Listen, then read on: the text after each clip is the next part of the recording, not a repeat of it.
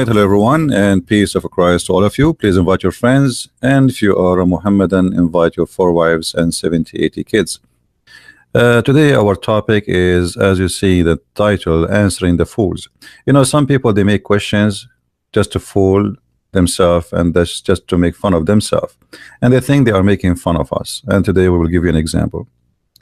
So we will go to some comments, and we will see what the rabbits say, thinking that they are lions. Let us go to YouTube comments and read some rabbit comments. A Muslim Abdul said, ha ha ha ha, God have brothers. Matthew chapter 12 verse number 46-47. And then he quote for you verse. First of all, never read a verse, by the way, quoted by Muslims, because they play with the translation. They add words, it's not there. Like in the other day, the guy, he says kiss, whatever, it's not there. So don't read what the Muslims say directly. I mean, even if you want to read it, maybe for the sake of argument, but don't trust the Muslims posting for you verses. And then he says, because Jesus have a brothers, according to him, ha ha ha, God has a brother. You Christians are crazy. Christians are stupid. The answer for you, Abdul, is in the same verse, and this is why you are just a silly person. If we go to John, this is why he did not quote the verse after it. You see, he said to you to read, he wanted to read only 46-47, but he don't want to read after. If we go here, we will find the following. Let us go first to the verse which he quote for us.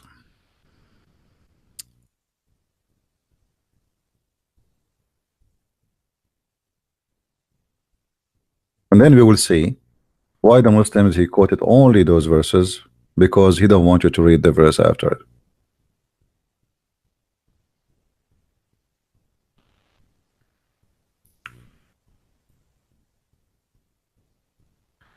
Then one said to him, behold, the mother and the brethren stand without desiring to speak with me, with thee. But he answered and said to him, who is my mother? Who is my brethren? And then he stretched forth and his hands, and he says to his disciples, behold, my mother and my brothers. So Jesus confirmed, my friend, as you see, that those who they are waiting outside, they don't present really a brother for him, or even a mother, even though this is his real mother there. The word brother, by the way, does not mean necessarily a brother from from your family. You know, I can say we call each other brothers. So your mother and your brother, those are the ones usually they accompany you. Let us say you're the one you grow with. So those are the brethren, the people that used to see you with them, not necessarily a sibling.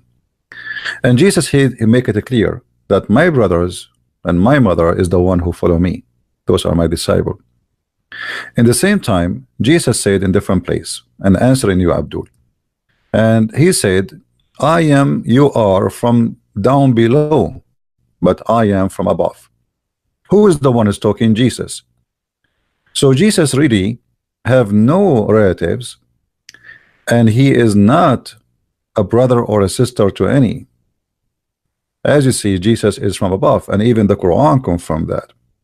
Jesus is the word of God was sent down to Mary. If you go to Quran chapter 9 verse number 19, even the Quran says that Jesus is the Holy Son. Holy Son of who? The Muslims cannot answer. They keep saying to us, the son of Mary. Have you ever a person who is a son of Mary? I mean, he is a son of who? Who is the father of Jesus? The only way to explain to us how Jesus come to existence, according to you Muslims, is to say that God, he sent down to Mary his word, as the Quran says. So Jesus is the word of God which sent down. And that's why Jesus here saying, I am from above while you are from beneath. You are from this earth, I am not from this earth. And he said to them, you are of this world, I am not of this world. So the Muslim Abdul, the same book you are reading for us, trying to prove to us that Jesus cannot be God because it says he have brothers. Jesus, he confirmed that he is from above, he is not like us. And yet the Muslim, they say to us, where Jesus said, I am God, worship me. Can Muhammad says, I am from above and you are from beneath? Can Muhammad say, you are from this world, I am not from this world? What does a statement mean? Except he is saying clearly that I am your God. So when a Muslim, he tried to make fun, he just shot himself in the foot, because you just confirm that if you have brothers, according to you, Jesus cannot be God. That's mean Jesus is God in Islam. Why? Because the Quran never mentioned even Mary that she have any husband or she is married to any man. The Quran failed to mention anything about Mary except that she is a virgin who gave birth. And the Quran and the Hadith confirm that there's only one person who was protected from Shaitan. This is your prophet said, when any human being is born, Shaitan touching him in both sides of the body with his two fingers, except Jesus, the son of Mary.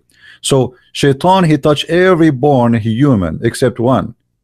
Now, if you ask the Muslims why Jesus is protected, they give you a silly answer, because Mary, she says, protect my my offspring. So if Mary, she have a offspring beside Jesus, that means the Quran is wrong, and that means Muhammad is a liar, because here says only one person is the one protected from Shaitan. So if what makes Jesus God, that he is not having brothers or sisters, that means he is God in Islam. The same argument Muslims, they say, if Jesus is God, how God die? God never die, neither in Christianity, neither in you know, the Bible is so clear. What we say that Jesus die, when we say Jesus, the flesh of the man die, but God never die. Even you Muslims, you believe that when a person he die, his spirit still alive, and God is a spirit. Our God is a spirit, not like your God who is not a spirit. The God of Islam, for those who do not know, is not a spirit. But here what we see in front of us, that Jesus is unique in everything. Even Shaitan, he cannot make him sinner. The point here of Shaitan touching you is to make you sinner. The sin, this is sin. This is how Muhammad explained how you became a sinner, which is very naive story. That when you are born, Shaitan right away he touch you, and that means he transforms sin into you. He transformed the nature of sin to you. So by touching you, you became a sinner. So there's only one person is a sin free, that is Jesus. You just confirmed to me that this is Jesus is God, because there's nobody without sin as a man. Even Muhammad, he says, "Kull ibn Adam khata." Every son of an Adam is a sinner.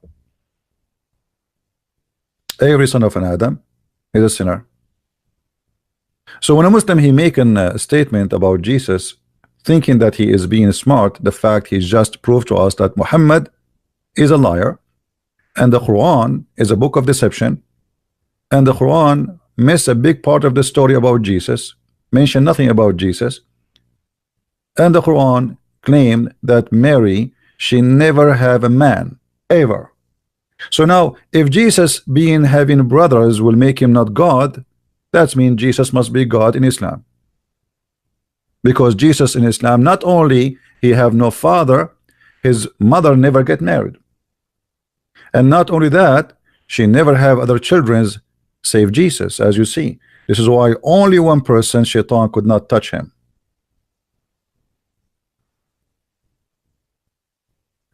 Additional to that, when a Muslim says to us, where Jesus says I am God, worship me, if we use his logic, we will find his logic its own will prove that Jesus is God. Why?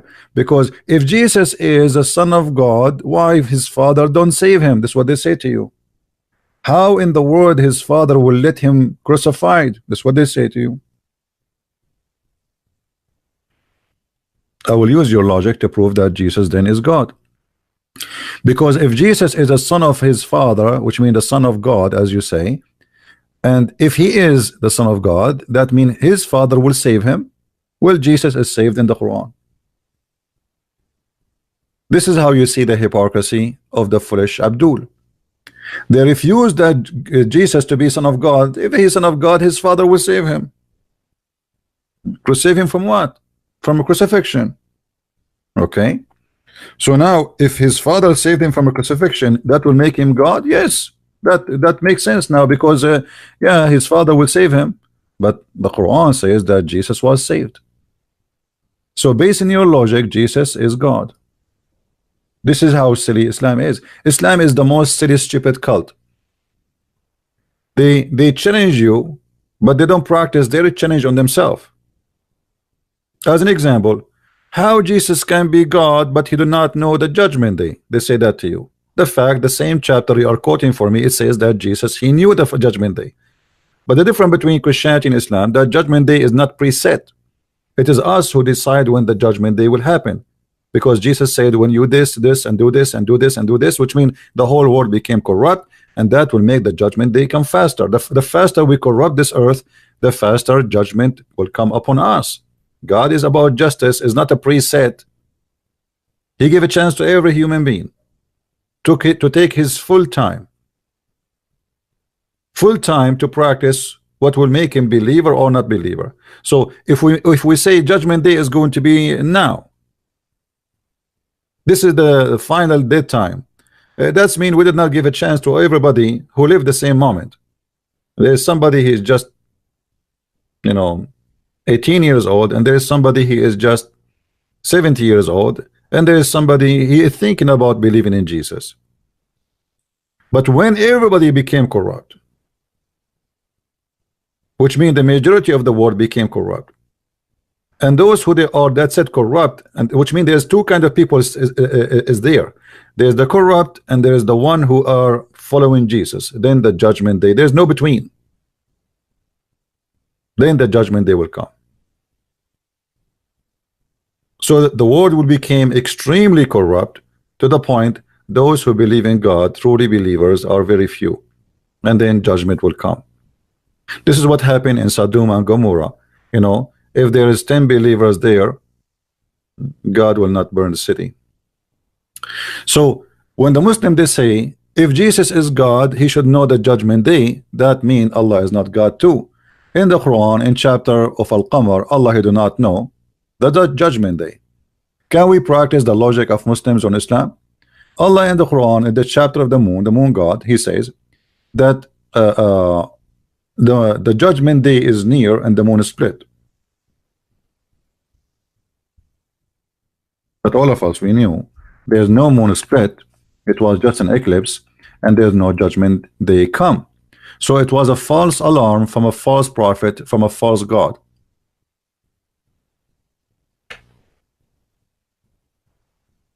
False alarm from false God, as usual. The same rules Muslims, they give it to you to examine Jesus, ask them to use it upon themselves, and you will see how they feel immediately. Like what else the Muslim, they say to you about Jesus to make him not God? Anyone can remind me? Anyone remind me? What else the Muslim, they say that will prevent Jesus from being God? What is that? Jesus, he eat? They say that, right? Actually, this is the logic in the Quran. In the Quran, this is how silly the founder of Islam is. He said,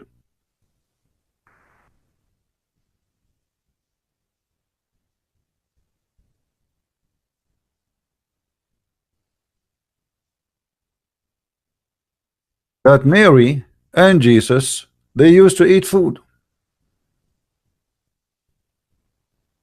The Messiah, the son of Mary, was no other than a messenger like whom has passed away. By the way, this is a false translation here. The translator, he put it between two brackets to cover the shame and the stupidity of the author of the Quran, because it says قَدْ خَلَتْ مِنْ قَبْلُهُ الرُّسُلُ, which mean all messengers before him, they die. The same Muhammad he used, and he said about him that all messengers before him, they die, which means Jesus did die, is not in heaven as he claimed. قَدْ خَلَتْ مِنْ قَبْلُهُ الرُّسُلُ, all messengers before him pass away, not a few. What do you mean? There was no, look how silly, the stupid. Translation is, the like of whom had passed away before him. Doesn't say that. It says all messengers before him, they pass away. And his mother was stintly women, and they both used to eat earthly food. I mean, come on, how you can believe they are God? They eat food.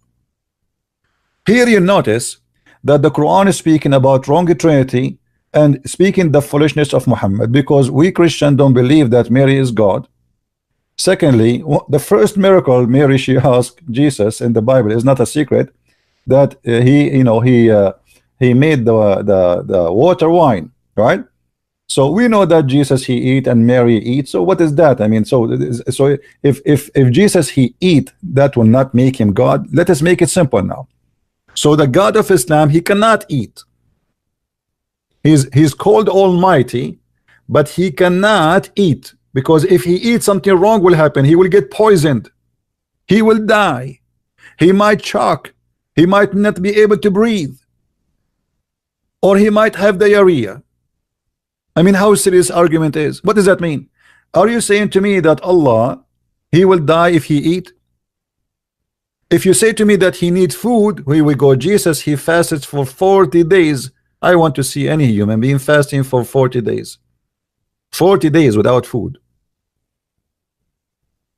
without anything. He have a flesh of a human being, yes, but still he was able to fast for 40 days. Your prophet Muhammad, when he fasts for 8 hours, but during the 8 hours he suck all the juice he wanted from his wife mouse. Is that right? Look how fast, how good he is in fasting.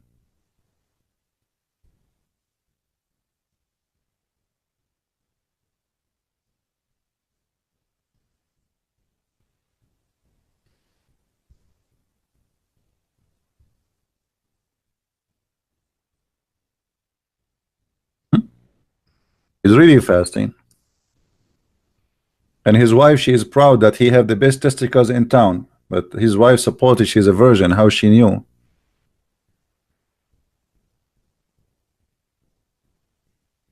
He kissed her and he sucked her tongue.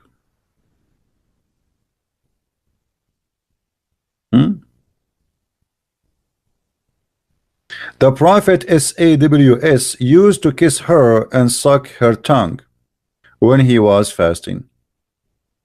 Here, if we compare, we will see that Jesus never had sex, and that's matched perfectly with his holiness. Never have a wife, and never have needs. What is the needs Jesus have really? If you say to me that Jesus he ate and that is his need, that will be kind of strange from you to say so, because Jesus, he came to us in the flesh of a man, which means he have the nature of a man, as simple as that. And the nature of the man mean that if you don't drink, you get thirsty. If you don't eat, you get hungry. As simple as that. The Spirit of Allah came to Mary in the nature of a man. Does that mean that nature, it was fake nature? The Quran says no. The Quran says, and his spirit appeared to her as a full figure man.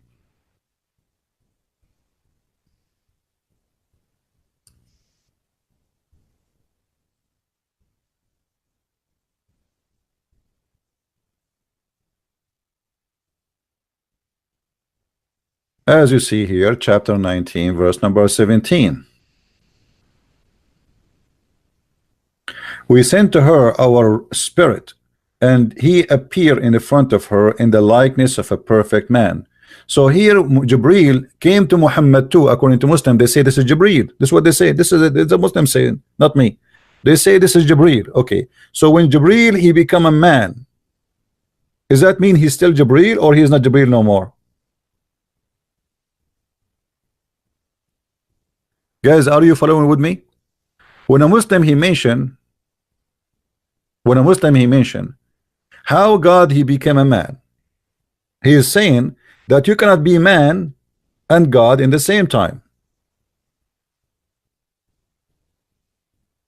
Correct? This is the point.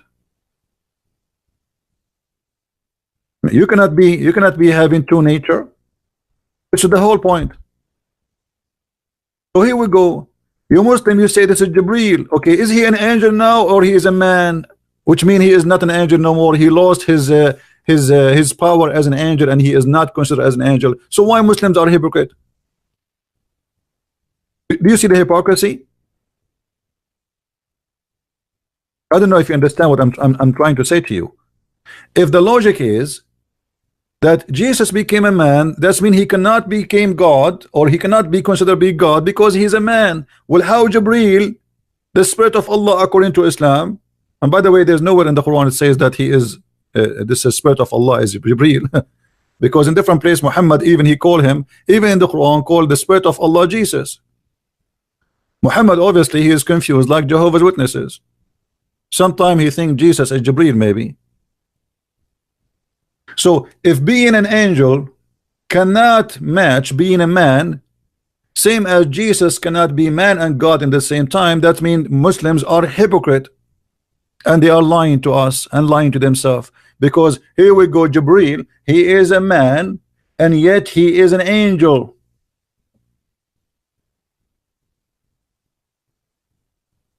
So when a Muslim he says to you how God can be a man, what you as a Christian should say to him, learn how to beat the Abduls from their cult. Don't start explaining to them from the Bible. Don't waste your time.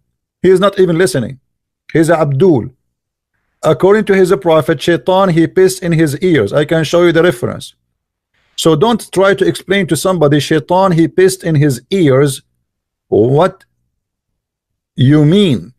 Get him busted from his book. Are we following, people? A person who Shaitan pissed in his ears, he will not listen. And by the way, I'm not the one who said that.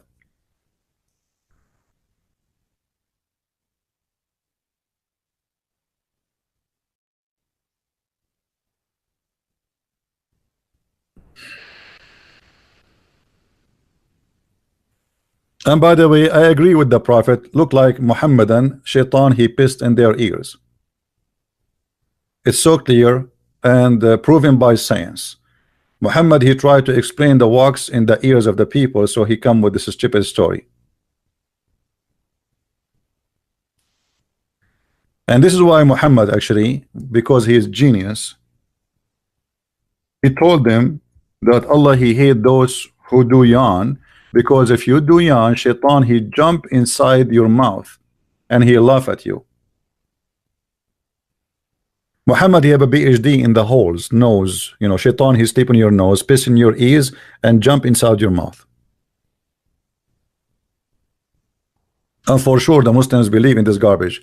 Allah he love those who sneeze. I mean, have you ever heard of a God he love those who sneeze? Why? So can we say and can we assume that Allah is happy in January and he is sad in July, because in July nobody sneeze almost?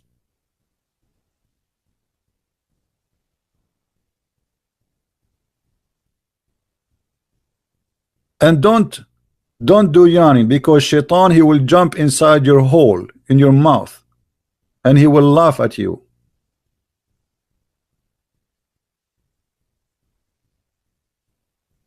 Now going back here, and I challenge any Abdul to post an answer for this. How you say you cannot be with two nature in the same time, yet you accept that the spirit of Allah and you claim this is Jibreel is a man and yet it's an angel. Hypocrite, you have no dignity. You have always double standard and nothing new. This is what Islamic cult is about. Everything is double standard. Now, actually, I was planning to go and make a video afternoon, but maybe we will not do it today. We will do it tomorrow. I will change the date because I was planning to stay here for 15 minutes now. Now, as long as we are talking about the nature of God, do you even Muslims know the nature of your God? Until now I ask Abdul's Muhammadan, who is your God? Is he a spirit? They say yes. I spank him. He goes search in Google. He come to me after 15 minutes. He says, I found that Allah is not a spirit. Okay, look at this. Allah is Almighty God. He is not a spirit. He is a physical being. So how Allah is God, but yet he is a physical being? Jesus is a physical being. Do you see the stupidity? If you cannot accept God to be a physical being, then how you accept Allah as God, yet he is a physical being?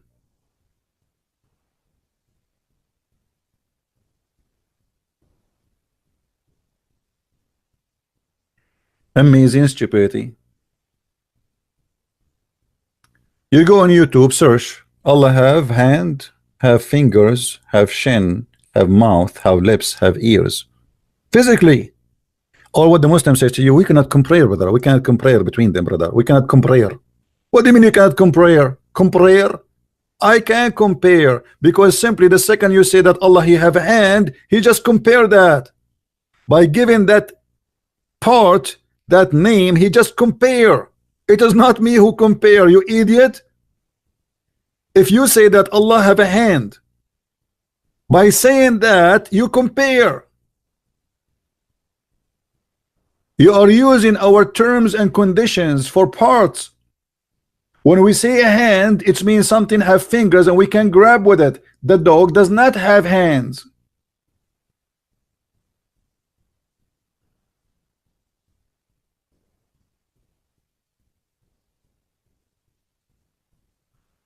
So they say to you, we cannot compare between Allah and his creation. But he did compare himself already by saying, I have a foot. Nice to meet you, Mr. Foot. You will see the sheikh in YouTube saying, and then Allah will show his magnificent, beautiful foot. Those here we go. Suddenly the guy he is saying his magnificent, beautiful. I mean, how you know she is beautiful? You just said we cannot compare. I mean, look the stupidity. The same video he says to you, we cannot compare between Allah and his creation, is the same video he says his magnificent, beautiful foot. So you just said to me that he's beautiful, and we have many beautiful things around us. We know what beautiful mean. Allah have a foot, but it's magnificent. But who care?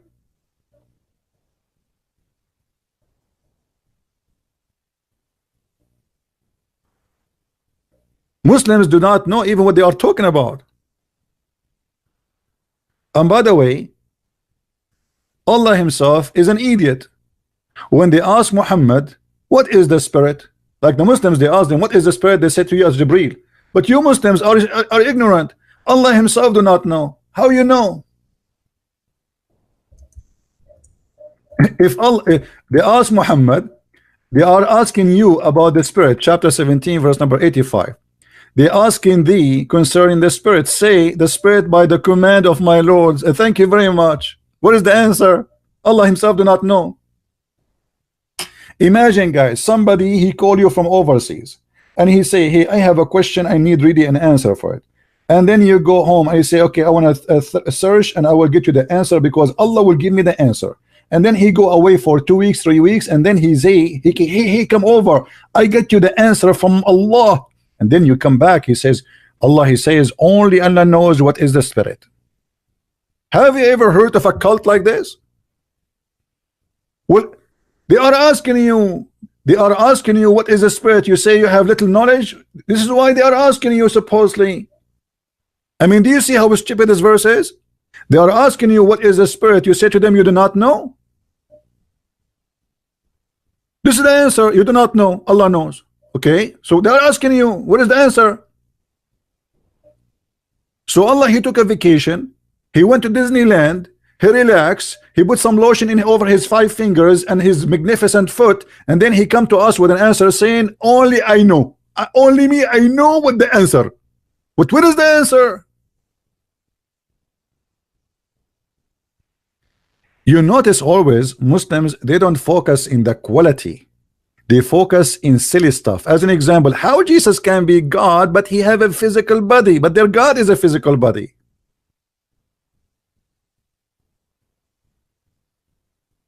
Not only is a physical body, there is 2 Allah.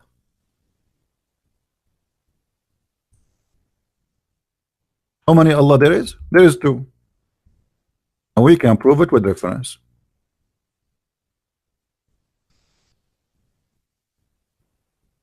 Read it. And don't tell me this is weak. This is Sahih al-Bukhari, and this is your Islamic website, and this is your translation. Nice to meet you. I know you will cry soon, and you will say, I don't accept the brother. I don't accept the brother. Yeah. It's not up to you to accept or not to accept. We are here to get you busted.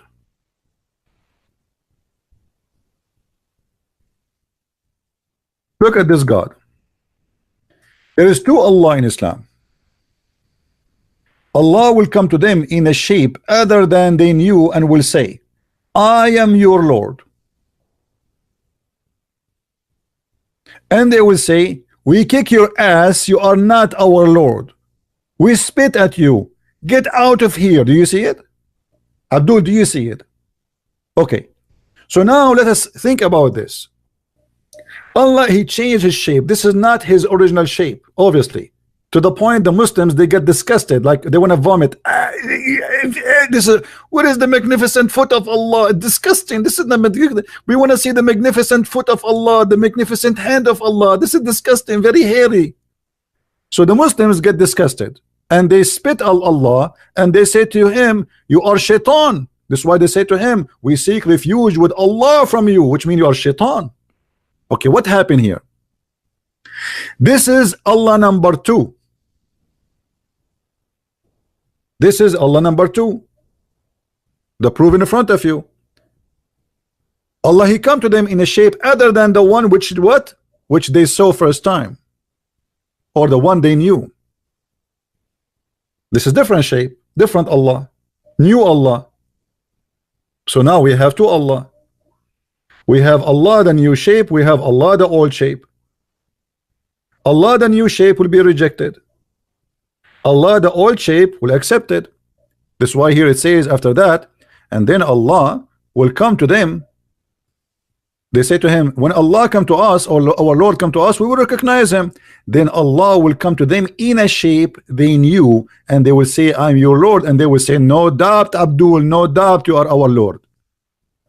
So we have two Allah. Allah with the shape number 1, Allah with the shape number 2. Which one of you worship? Obviously you Muslims accept shape number 2 if we go by order here, and 1 if we go by the logic. So Allah shape number 2 is the one you worship. Allah shape number 1 is the one you reject. So based in your prophet teaching, you have two Allah. Because now what happened to Allah number 2? Question to the Muslims. When Allah became the shape of Allah number 2, what Allah did to Allah number 1? Are you guys following with me? Are we following? What happened to Allah number 1? Did Allah shape number 2 killed Allah number 1? Did Allah put him to sleep? What happened to him? There's two Allah. Based on this is Muhammad talking, not me. When you say to me, Allah, he come to them in a shape other than what they knew, what does that mean? Allah, he go inside the new body? Like a demon?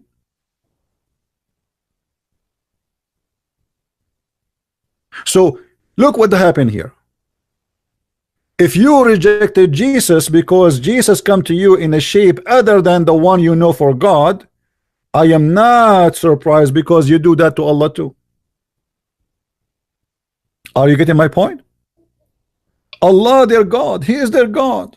They bow down for him 5 times a day, and many fart come out, and gasoline, and disaster drama. You know, you put your head in the ass of the one before you, and the one behind you put his head in your ass. All of this, and then yet Allah, he come to them just because he changed his shape. The Muslims, they spit at him,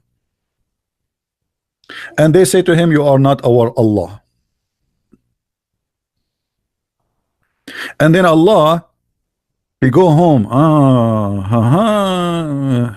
I came to them in a shape they don't like me. I have to go back now to the old shape. So Allah now, he go back to the old shape and he come to them. how silly, how stupid the story is. And what the point of this story? Anyone can tell me what is the point? Let me explain to you how stupid the story is.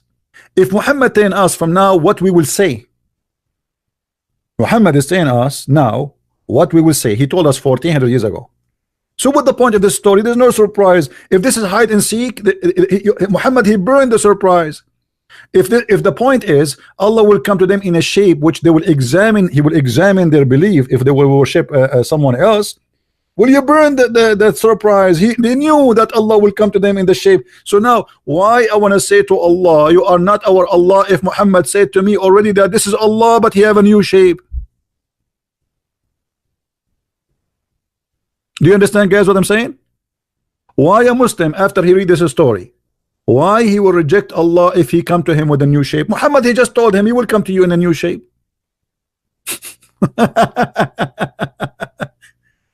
I mean, this is stupid. It is insulting to their God. Muslims, they are saying to Allah, you are shaitan, but this is Allah. Is that a sin, brother? Brother, is that a sin to say to Allah, you are not Allah, and we seek refuge from you by Allah, which means you are shaitan? Is that sin? This is stupid. You just insulted your God, made fun of him, and kicked his ass.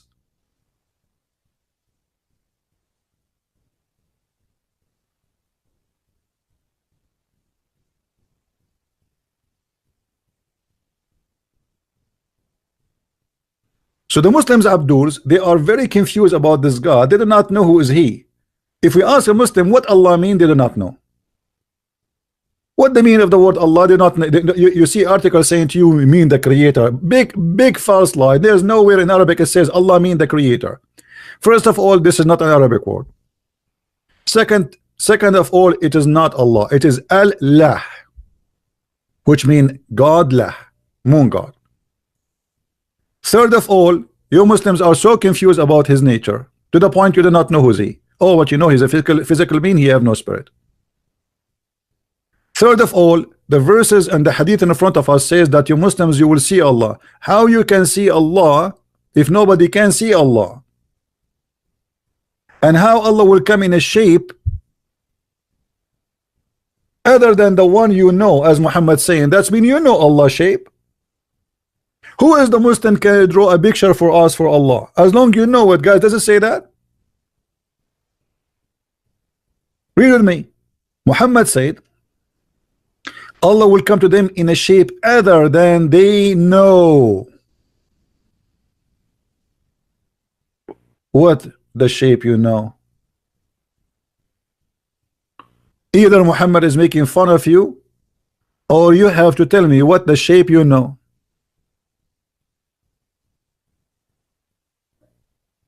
Stupidity. In different hadith, Muhammad, he make bigger poo-poo. As usual, nothing new.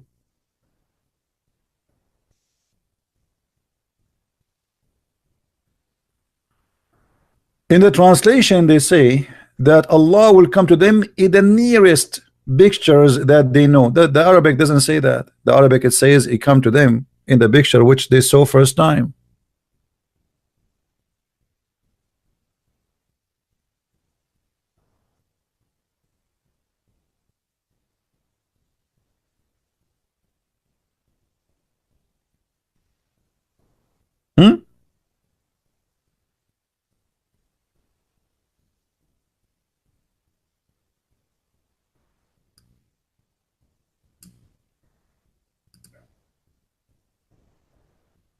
Read carefully with me. في أدنى صورة من التي رأوه فيها. The one they saw him with it. Lying in the translation. Liars.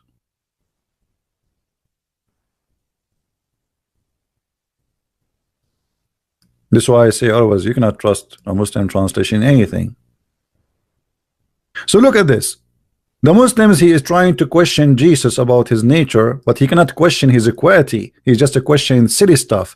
Jesus, he eat food. Jesus is hungry. Jesus sleep. Allah is always asleep. Allah never wake up. Prove it that he is up. I challenge a Muslim to prove to me that Allah is up. There is no way Allah was up ever, and he says that women's sperm coming from their necklace location. That's not only a guy or a god who is asleep. This is a god who is high with the drugs. Your God, he think the sun set in murky water. He do not know how the birds are created. He knew. I do not know how. He do not know even how birds fly. I mean, this is God. Let us focus in the quality of Jesus and the quality of Allah. The quality of Allah. What is the quality of Allah? Number one, quality is stupid.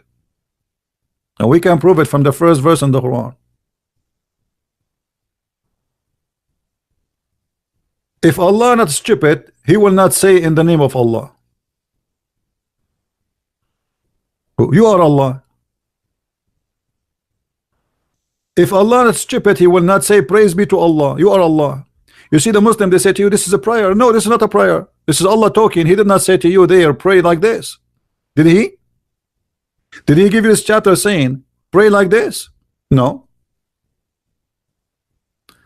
So the quality of Allah, number one quality is a stupidity. And stupidity is a wide range of stupidity. Science stupidity, history stupidity, names. Even Allah cannot quote a name correctly. Isa, who is Isa? Who is Isa? One verse in the Quran he called Ibrahim, Ibrahim, and one verse he called it Abraham. Which one of them? I mean, what? He changed his tongue? Israel. Who is Israel? If you read the whole Quran from the beginning to the end, you will not find anywhere introduction to a guy, his name is Israel. Who is Israel? The Quran is full of verses keep saying the children of Israel, children of Israel. Okay, who is this guy Israel?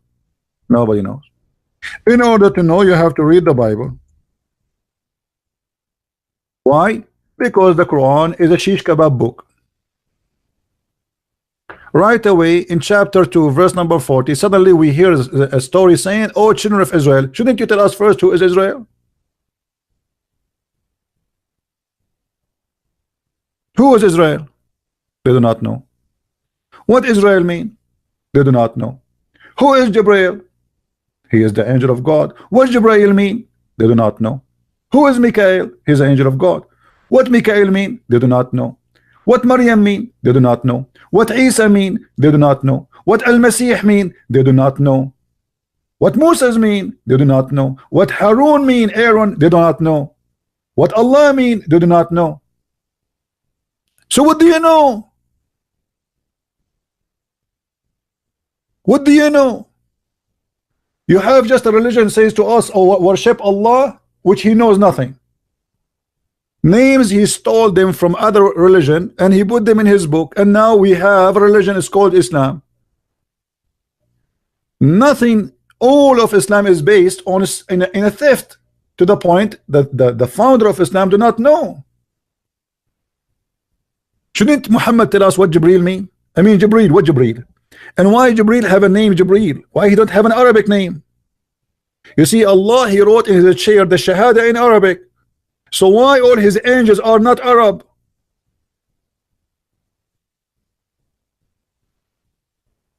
Guys, do you understand what I'm saying? Do you remember the story of Adam? When Adam he sneezed, Allah he says to him, bless you. And then Adam he says, Alhamdulillah. Adam he speak Arabic. When Allah he forgive Adam, who remember how Allah forgive Adam? Adam he commits sin in heaven, and then Adam he asked Allah for forgiveness. He said to him, please Allah forgive me for the sake of Muhammad. Allah look at him and he opened his eyes like a frog, and he said to him, brother, how you know that someone is Muhammad and yet he is not born yet? Adam he said, Allah, when I sneeze I look up to the chair you have and it says there is no God but Allah and his prophet Muhammad. So I know that he is a very, very close person to you. Adam is born, he speak Arabic and he read Arabic.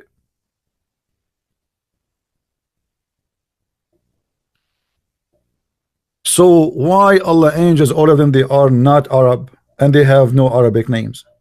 Jibreel, Mikael, Israfil. The names, by the way, all of them prove Allah to be a thief. 99 names of Allah, none of them is El for God. So where is El coming from? Huh? Israel. You see El at the end? The thief Muhammad do not know that those are not one word. This is two words. This is actually a sentence. It's not even a name.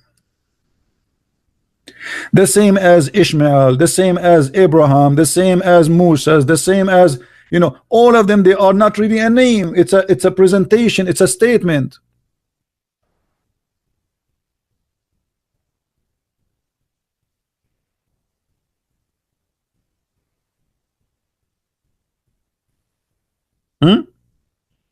What Israel mean? Is your God Allah, his name is El, Muslims?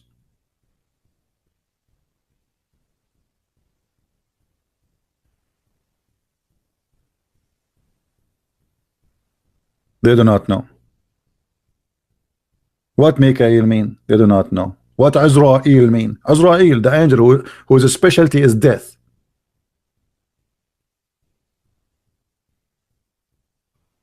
And by the way, the one thing I like about the angel of death in Islam, that he is weak. The Muslim, they make fun of the Bible speaking about that Jacob, he struggled with God, but they don't read this.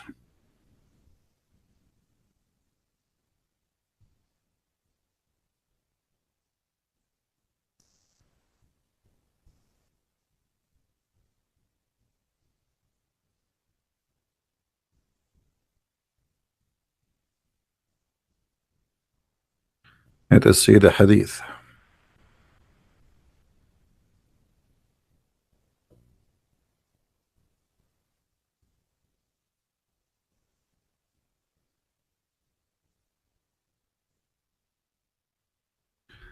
All right.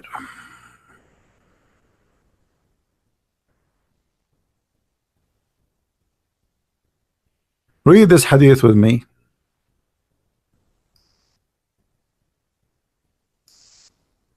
And learn how to live longer.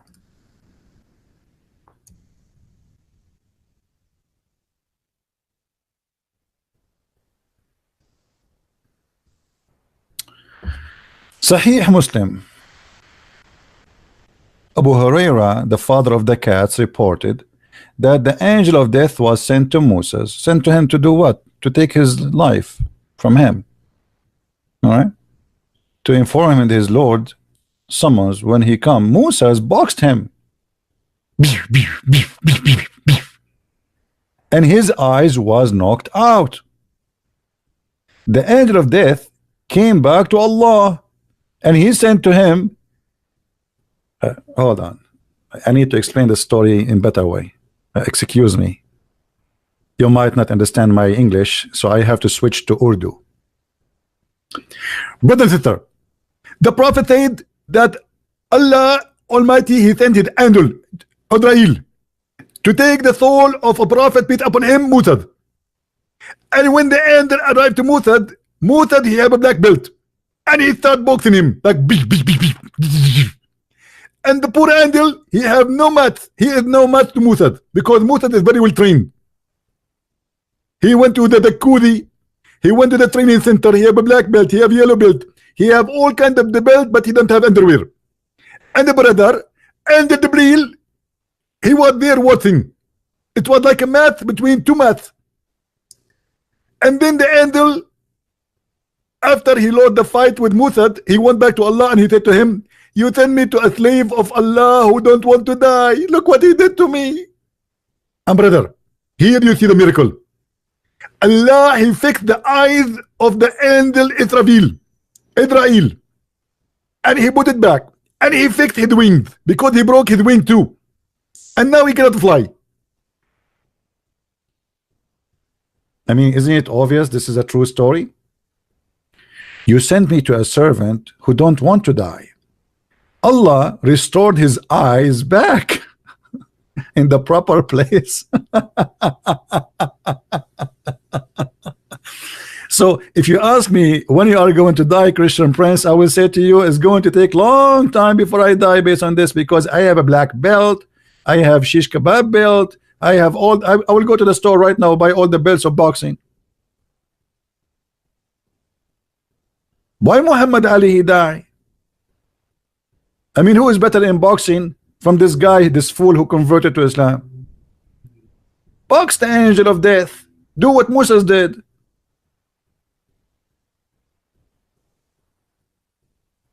So when a Muslim try to question you, he is just making fun of himself. Let me show you another quotation in YouTube from this Abdul. Then he said, after he said Jesus have a brothers, he said, the God of the Bible gave David his master wives. The God of the Bible gave David his master wives. The verse there, my friend Abdul Potato, it says that God saying to David, I gave you all the kingdom of Israel. Read it. Even you posted, you idiot. Which means all the glory of the kings before you, you've been given. But David never have any of those wives for his own. So you have now the control of everything. His kingdom, his throne, all of Israel is yours. And I will even give you more.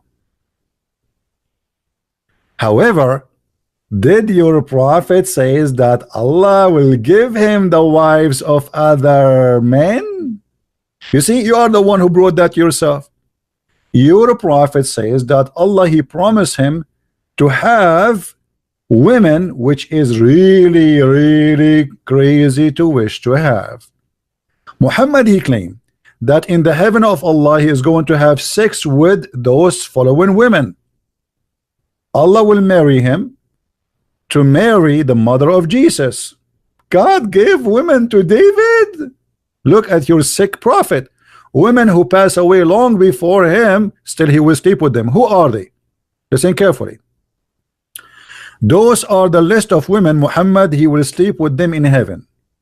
And some of them he slept with them already. Is it sufficient for you among the women of mankind or Maryam? Muhammad, he claimed he is going to have sex with Maryam. This is how filthy crazy he is. Yes, he is. And then Khadija, his first wife, and then Fatima, his daughter. Muhammad will have sex with his Fatima. Now the Muslim, they say, hold on. It doesn't say he will have sex. What do you mean it doesn't say? It says, isn't it sufficient for you women? And he count the women, and those women, they will sleep with him. Maryam and Khadija and Asiya, the wife of the Pharaoh, and Fatima. Why Fatima is there? Is Fatima owned by Muhammad? So look at this. Actually, if you have my book Sex and Allah, you will see Muhammad, he says to his wife Khadija in the bed of death, he said to her, send my greeting to my wives in heaven. Send what? Send my greeting to my wives in heaven. She said to him, Muhammad, did you marry women before me? He said, no, but those are women Allah promised to marry me in heaven.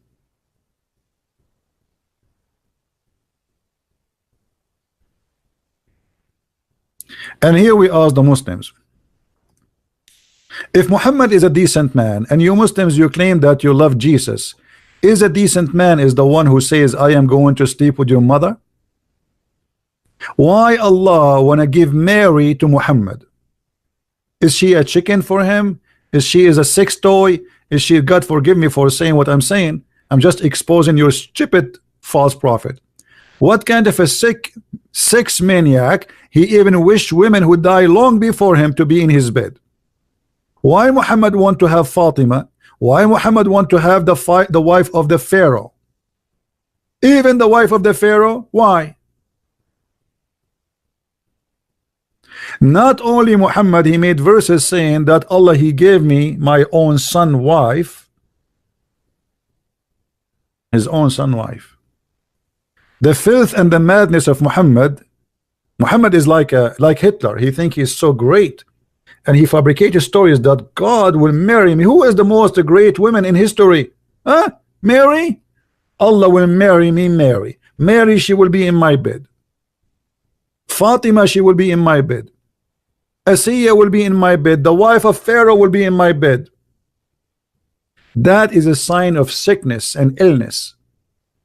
Isn't it enough for Muhammad, the women who have already? And look, the Prophet said, sufficient for you, women. Sufficient for you. Who are you?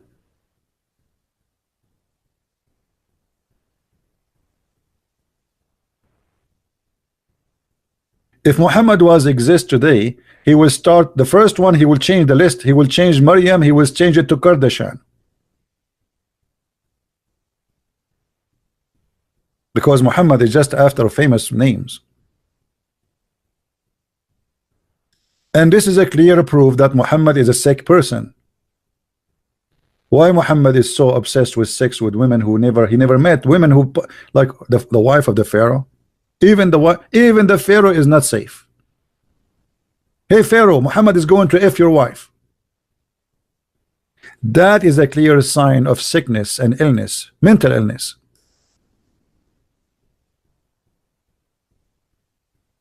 Right?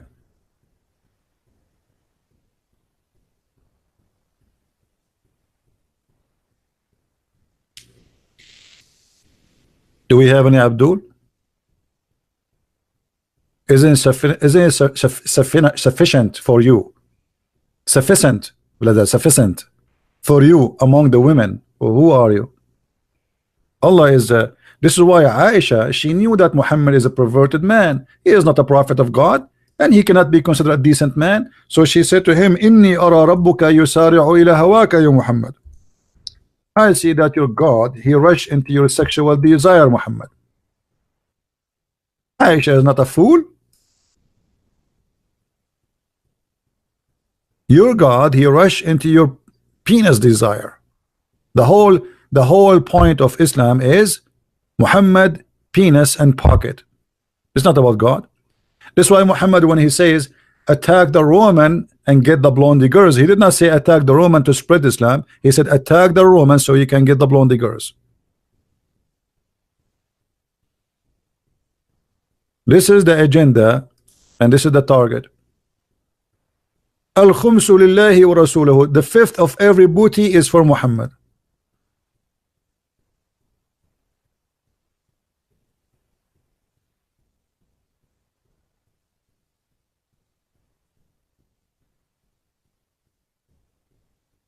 Aisha is not a fool. She noticed that this guy, when he wanna have sex with somebody, he make a verse. Allah is the puppet of Muhammad, as simple as that.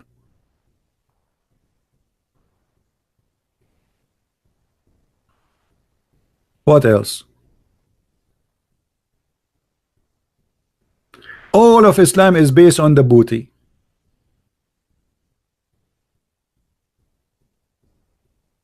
Women, Safiya, who is the one who raped Safiya? Abdul, Safiya. How Muhammad he got Safiya? He raped her, he killed her father, her brother, he killed her family, her husband. She was a new bride. In the same day, he raped her.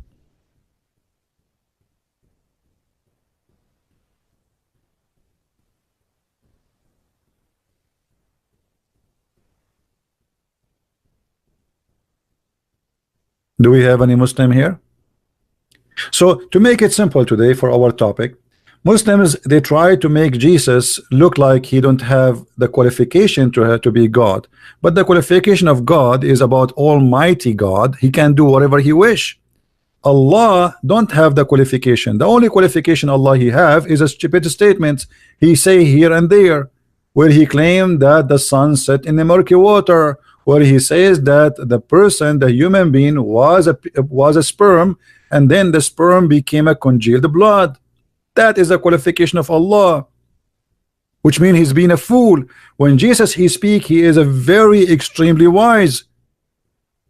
He is sin-free. Even Quran chapter 19 verse 19, it says clearly that he is a holy son. Holy son of who? Holy son of who?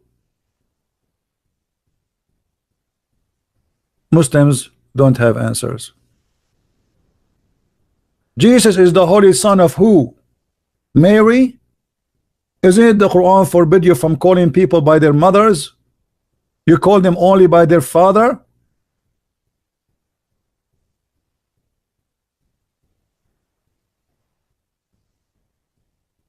So Jesus, son of who?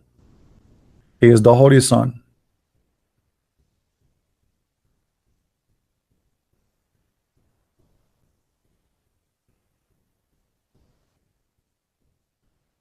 He is the holy son. He is holy. He is sin-free. The qualification of Jesus, he is holy. He is the word of God. Go and watch the video we made where it says that Muhammad, he says, he called Jesus Ya Ruhullah, oh the Spirit of Allah. Only Jesus have such a title. He is the Spirit of Allah. If the Muslim they say to us that Adam is the same as Jesus, and we made a video about it, you can go and watch it a few days ago. That will be stupid, because Jesus is not the same as Adam in any way, even in the Quran. Adam was created from mud, Jesus is not. Adam is not the word of God, Jesus is the word of God. Adam was not created by B, and he was, neither Jesus created by B, and he was in Quran. Stupid book, foolish God.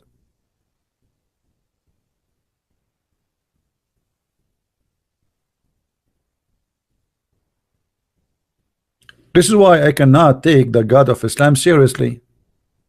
Very silly religion, very silly cult.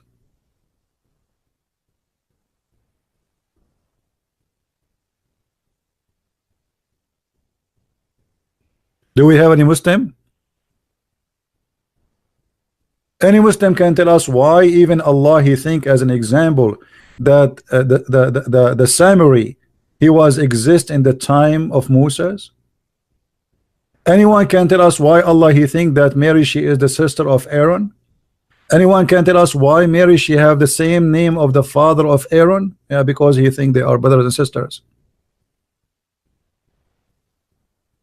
Huh?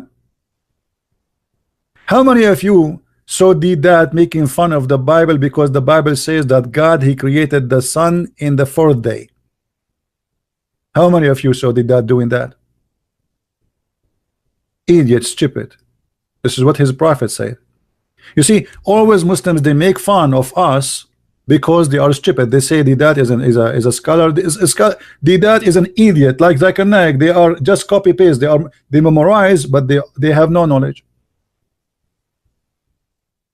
A million times that he made fun of the Bible, how God created the sun in the fourth day. How that happened? So human and the creature they were alive without. No, the Bible says the first thing God he said be light, and there was. We have light. Liar. Which means this is not the only source. And God is in the process of a creation. And yet you're a prophet, he copied from the Bible, and you make fun of the Bible, which means you are making fun of your prophet. So now every video that he made fun of the Bible says that God created the sun in the fourth day as he claimed. He's making fun in Wednesday here. Allah the exalted, the glorious he made. Read with me. This Muhammad talking. Swearing by Allah, he said, Allah created the clay on Saturday and created the mountains on Sunday, and he created the trees on Monday, and he created untiring labor in Tuesday, and created the light in Wednesday. The Muslims they make fun of you about the Bible saying the light created in such a day.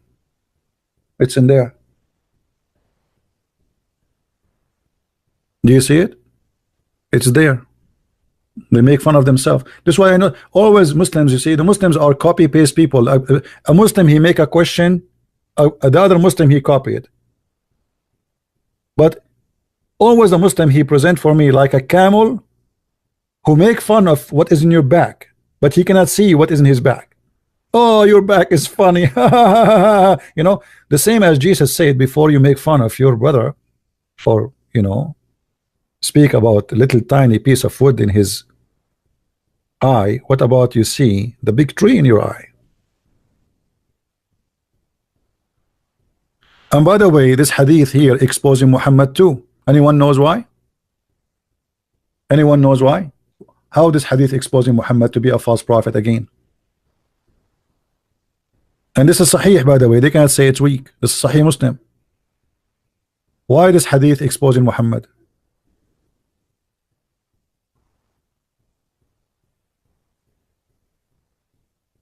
Who knows? Who noticed here something wrong in this story here, showing us the foolishness of Muhammad? No, forget about the creation. I mean, but look how many days. How many days of creation? The Quran says Allah created the earth and the heaven in 6 days. Hey, let us count together. Saturday, Sunday, Monday, Tuesday, Wednesday, Thursday, and Friday. What is the total?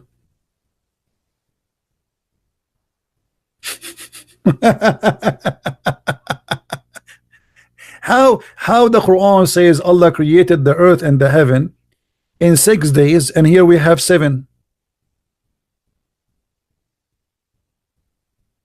No, here we have 7, not 8. No. There's different verse in the Quran. There's 2 verses in the Quran. One says 6, one says 8, right? But we will go with the one for 6, or we can go with the one for 8. But anyway, it doesn't match any of them. Stupid. This is what happened when a person is a false prophet. Here we go. Muhammad is counting for us the days of creation. So now they became 7. And what we will do now? This is Sahih. And Allah created Adam Friday afternoon. And by the way, when Allah was creating Adam afternoon, do you know what happened? Anyone remember? Adam, he said to Allah, finish me before the sun set. Which is hilarious. I mean, Adam is just in the process of making, and now he knew that the sun is going to set. How does this guy know the sun set? And the funny, by the way, the Muslims, they have articles saying the Quran, when Zakir Naik, he made a speech. Brother Sister, in the Bible, it said that God created the earth and the heaven in 6 days. In the Quran, it's used the 6 days, but it means period. It's not about 6 days at 24 hours. So it is 6 period, and it's millions of years. Look at the liar. I mean, look, what a liar. Here we go. Your prophet saying Saturday, Monday, Sunday, Tuesday, Wednesday, Friday afternoon. And then they say that this is the mistake in the Bible. In the Bible it says 6 days, but in fact the Quran says 6 period. 6 period? You are the one who have a period. And you better put a diaper.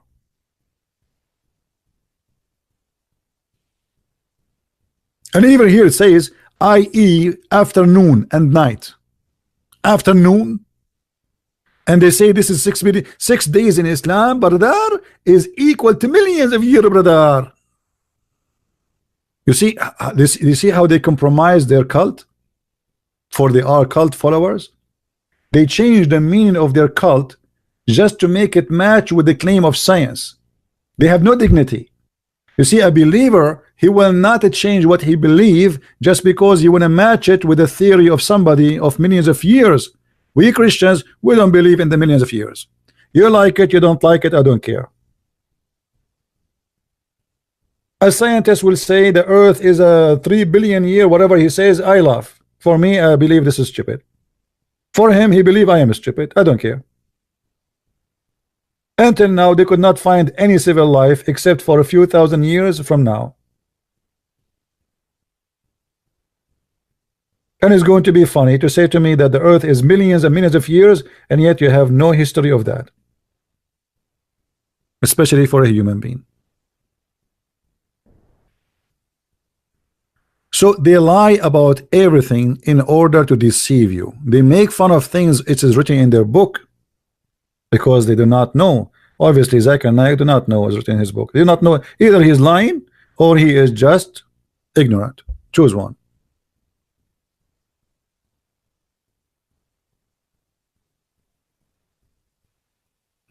If you are a Muslim and you wanna debate me, my friend, you can do that. Just post in my Facebook page that I want to debate you.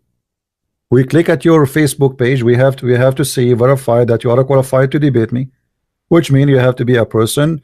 Either you are a person who is very well known between the Muslims, that you are doing da'wah to bring people to Islam, or you are a sheikh with long beard.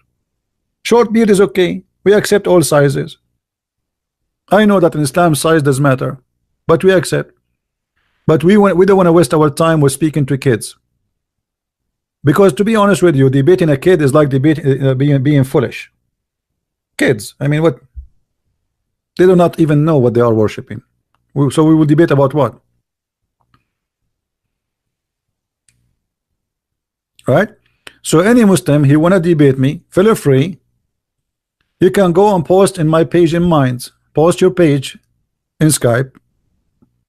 Sorry, in Minds.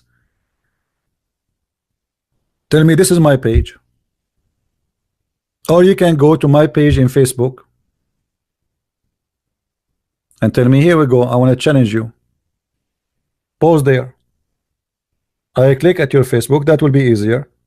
We verify who you are, that you are a person who is worthy of debate, and I will be happy, and I will ask you for, you know, when you post in our reply to you says give me your Skype. Actually, you don't waste your time, just give your Skype. If you are worthy of debate, I will be happy to debate you. All right?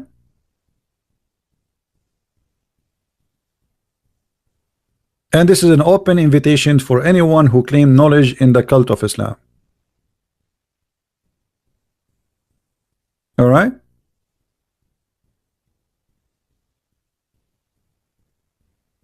No, because you know my Skype became a crazy. I mean, I open Skype is like I get every day, and there's many people, they are silly. I mean, hi, hello, how are you? You know, I mean, it's endless. So we will not do that no more. Anyone want to debate us, you are welcome. You have to be qualified, a sheikh, an imam in a mosque, a person who is doing, let us say, da'wah. He have a lot of people. He make videos, etc. He claim to have knowledge. You know, that will be fine for us. Soldier of justice debate you about what? Soldier of justice, what do you know about what is your knowledge? Give us your Facebook, soldier of justice. Text me in Facebook. Let me check you out to see your size. And as I said, everybody is welcome. I say and I repeat, Islam is the most silly, stupid cult ever you can meet in your way. Muhammad, he got himself busted all over. He claimed knowledge, but in fact he is a fool. Muhammad is a doctor. Muhammad, he knows astronomy. Muhammad, he knew biology. Muhammad, he knew geography. Muhammad, he knew history. But all of those prove Muhammad to be a false prophet, him and his God, both together. Have you ever heard of a prophet saying whoever comes first, the baby will resemble the father or the mother?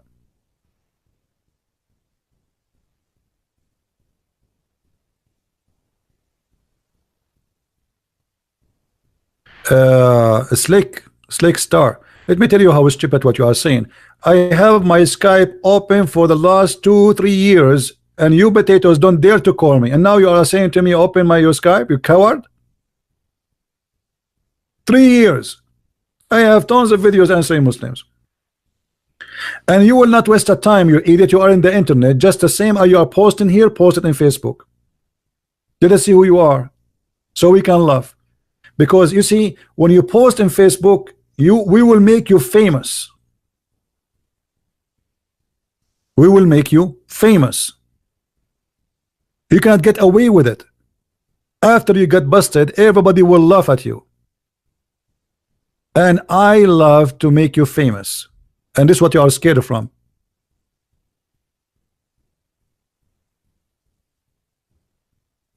We will put your Facebook page. Everybody will know who did that to you and who are you. I am here to make the fool famous. Do you dare?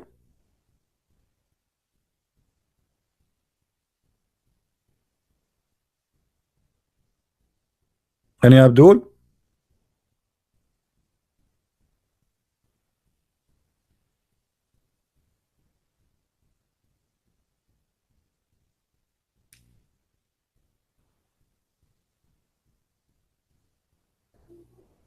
Well, I don't care if you are a Muslim or not. Obviously, you are a donkey looking for attention. Get out of here. He is not even a Muslim. If you want to hear me talking to Muslim kids, I have 1,000 of videos Muslims calling me. Go to mommy. Don't forget to get some milk.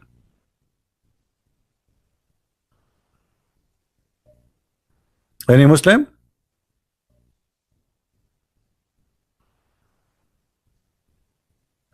Any Muslim have the courage? Who is a Muslim have the courage? We want to make you famous.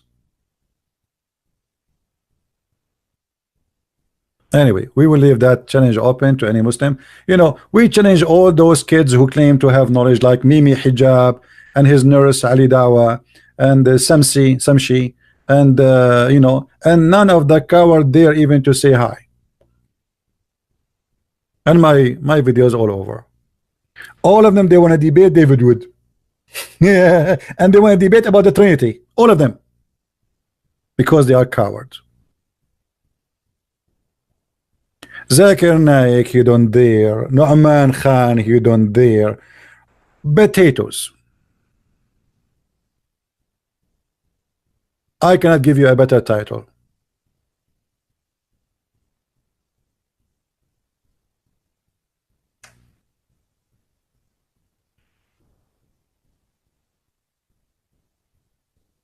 And by the way, I mean, this is proven to be that they are cowards, because they received a challenge, even they spoke about me, but yet they cannot debate me. And I will call you. Don't call me. Give me your Skype. I will call you. What I can do more? Give me your Skype. What about those Abdul? They say, okay, I have my Skype open. I challenge Christian Prince to call me. They will not do that.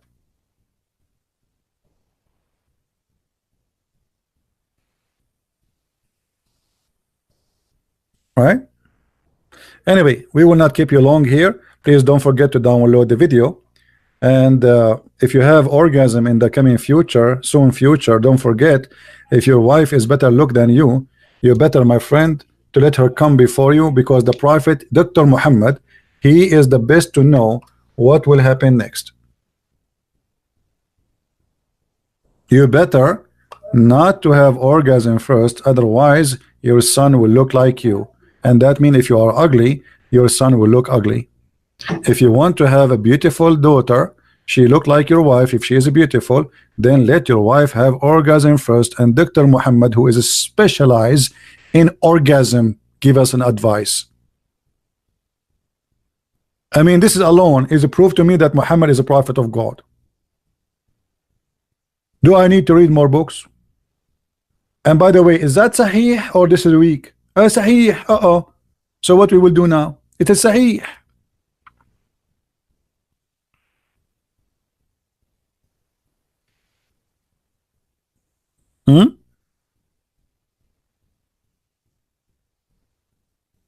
It is Sahih.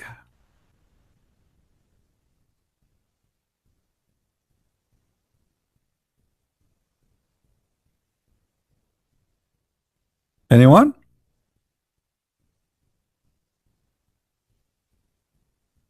You know, the funny, the Muslims, they say to me, you are a liar, but nobody is calling Muhammad a liar. I mean, look at you. They make videos about Islam and science, Quran and science. Okay, make videos. What about the Quran? The Quran says that you are a sperm and then you will become a dead blood.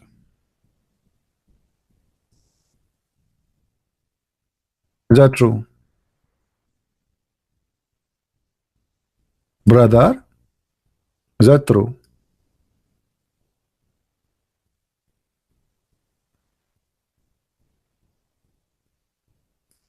The sperm transform into a congealed blood? That is science. Who is talking? Allah. Soon the Muslim, they will say this is a weak hadith. This verse is rejected.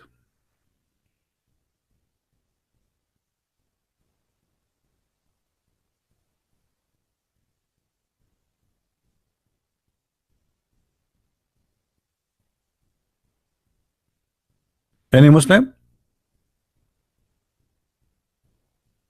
According to science, the first thing you are a sperm, and then the second thing you became a congealed blood, and then you became a lump, and then you became a lump, and then you became a bones, and then he closed you, he closed the bones. Is that science? The Muslims, they have tons of articles trying to fool you about science in the Quran.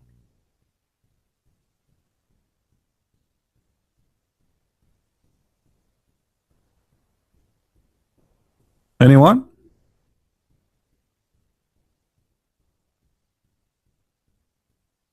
This is science?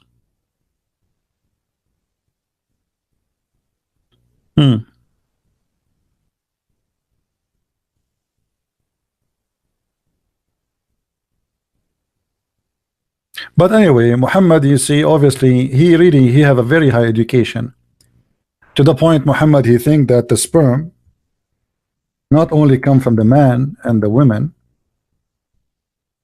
the man from the backbone, which is very funny, and the women from her breast, but yet Muhammad, he believed that the sperm live for 50 days.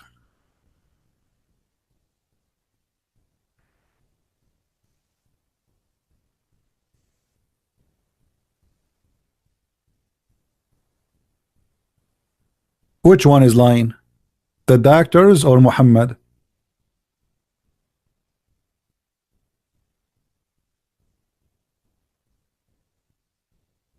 Muslims? Which one is lying? The doctors or Muhammad? By the way, maybe he's talking about Arab people like us, because we Arab, our sperm live for long. I remember I have a friend, a brother, he left his sperm like like he went to vacation, brother, and he saw a beautiful tree. We Arab, we have orgasm for seeing anything, even sometimes it's a goat. So he saw a beautiful tree and he have orgasm, and he left his sperm in the tree. He came after like 50 years, and then he found his sperm growing trees. Yeah, he make the tree pregnant. You know, true story. 50 days. I mean, Muhammad almost so close. If he just take the zero, almost he is right. And instead of Muhammad saying 5 days maximum, he says 50 days. And look here, the Prophet, he is so honest. He says 40, 50, like, I am not sure because Allah did not tell me the exact, but he told me between 40 and 50, brother. I mean, look at the honesty here, and look at the details. Like maybe 45, 46 days, 48 maybe, but it can be 52, 50. Yeah, it can be 52. It's possible. Like depend in your the strength of your sperm, brother. And obviously Muhammad is not lying. The Muslims didn't make fun of Muhammad. Is that sahih or this is weak? Sahih. So what we will do now, it is sahih. It is sahih.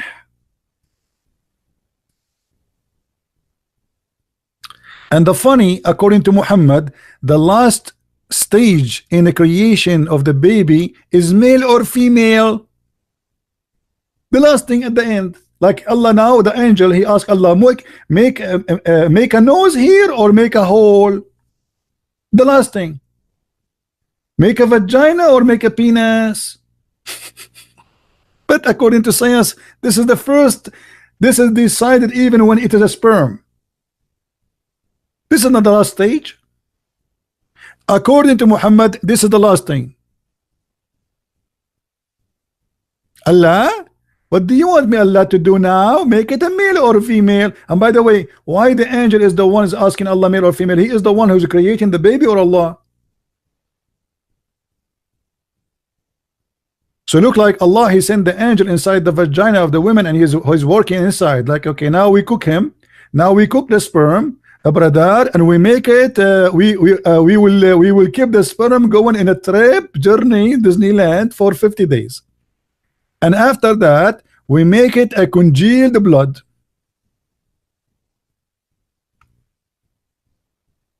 Muslims don't make fun of their prophet. They say he is the truthful and he is telling the truth.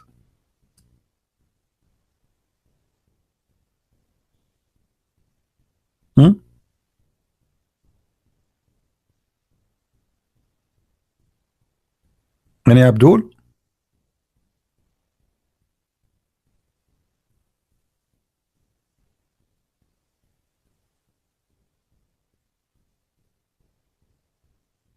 Yeah, the word resemble the parents is about male or female. The Muslim, they might try to say to you it doesn't say that, but it's about a male and female. We can prove it. Actually, I have a video about it. You can go and watch it.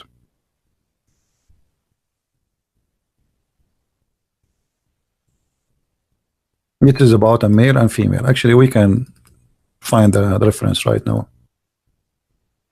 But remember, always in the Islamic translation, they try to fool you. Here, for those who speak Arabic, they can read with me. It says, فإذا اجتمع مني الرجل مني المرأة أذكر فعلى مني الرجل مني المرأة أذكر بإذن الله وإذا على مني المرأة مني الرجل أنثى بإذن الله. Translation: if the man have orgasm first, the baby will be male. If the women have orgasm first, the baby will be a female. I will take this. Let me open Google Translation. Give me a second.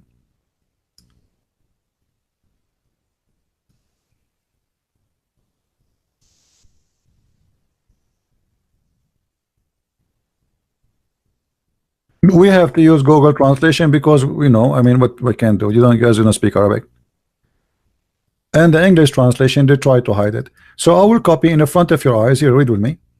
Copy, and then we go to Google, paste. Where's Google? Here we go. Here we go. I'm pasting exactly the same sentence. Translation. Here, like you know, the translation is really funny. If a man his orgasm came first before the women, and if the women better, I mean, translation is really horrible. What the heck is that? The word many translated as from, or you know, which is a sperm. Let us see what we can do.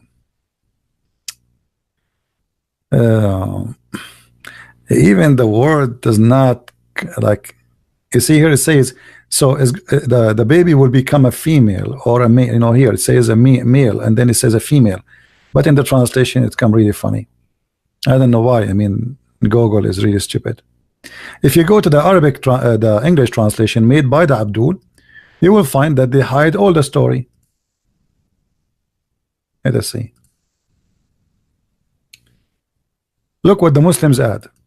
The Muslims add between the bracket chromosome. Chromosome. Muhammad, he was saying a chromosome. So look how they fabricate. They ask him what make the baby male or female. He said the women water, not substance, water. The man water is white and thick, and the women water is yellow and thin. And here look, the both eye ovum central partition. This is a lie. This is about the women liquid in her vagina when she have orgasm, and we can show from the other hadith. And when they have sexual intercourse, if here the translation, the male substance doesn't say that. If the water of the man come before the water of the women, the child will be a male. Here look what they say. They make it a chromosome and genes. Do you see it? You see the liars? How we can get them busted easy? Go to the other hadith.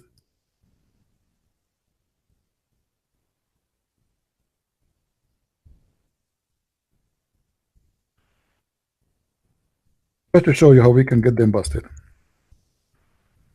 Other hadith translated by them.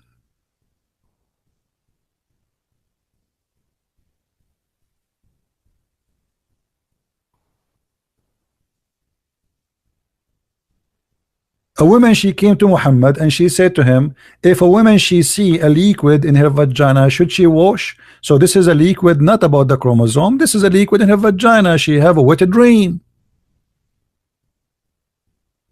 Muhammad, he says, yes, you have to wash if you see a discharge, if she sees that, something you can see. Then his wife, she said, does that really happen? Which means, does the woman have a discharge? He said, yes, the water of the man is thick and white, the water of the woman thin and yellow.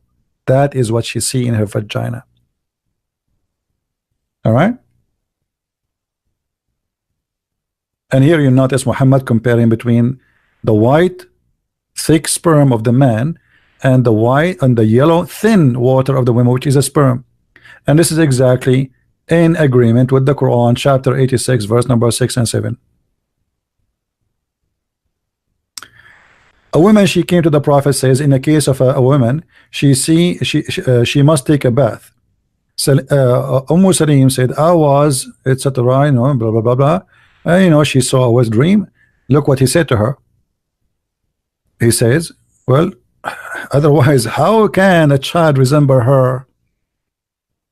The man discharge, i.e. sperm, is thick, and the woman discharge is yellow. Do you see it says discharge? The one who asked me, do you see it says discharge?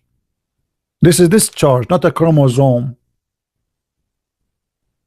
So Muhammad, he claimed the one who decide the gender is the one who discharged first, and he described them. So when the Muslims in the other translation, they try to fabricate a translation and add a chromosome, they are trying to hide the shame and the stupidity of their prophet.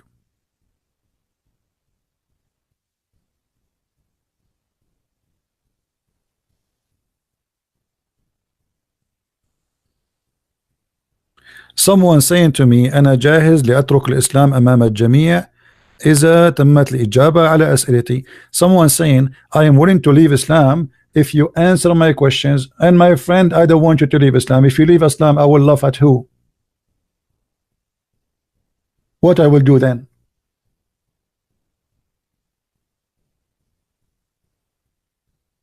And look how stupid you are. If you are really a Muslim, you should know that according to Islam, Allah is the one who decides if you will leave Islam or not. You Muslim believe in destiny. So why you are saying to me, if you answer me, I will leave? This is against your belief. Don't you believe in Allah destiny? That Allah, He made you do what He wants you to do? So it's not me answering the questions. Silly. Either you are a Muslim, you believe in Muhammad saying what he's saying, or you don't make a stupid challenge. Is it your God? He says that Allah, even when you are a sperm, He says you will be believer or not believer. A sperm, you are not even a sperm yet. Absolutely, I'm not nice. I'm an Arab.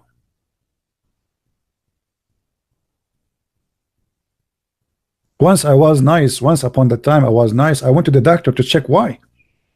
I told the doctor, like, hey, listen, I am an Arab, and I don't know. Yesterday I was nice. The doctor, he says, like, that's strange. And what do you feel? I said, I feel like so nice.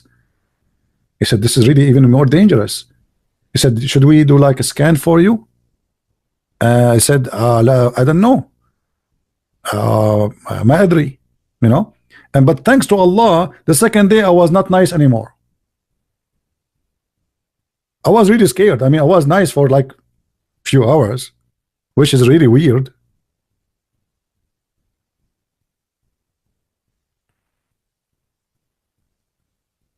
Anyone? According to Islam, Allah, He made you bad or good before He created you. Actually, the hadith we were reading a second ago, it was saying that. Read with me.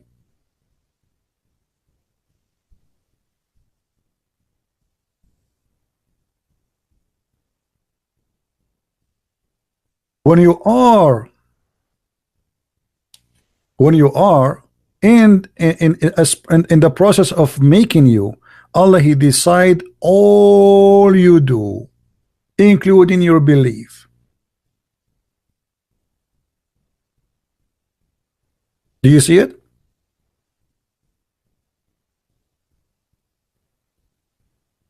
And this is why Muhammad, he says, a person, he might do the work of people of hellfire until there's a distance of 1 cubit between him and hellfire, and then what is written by Allah will take over and he will go to heaven. Do you see it?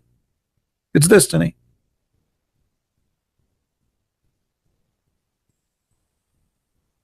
It is destiny.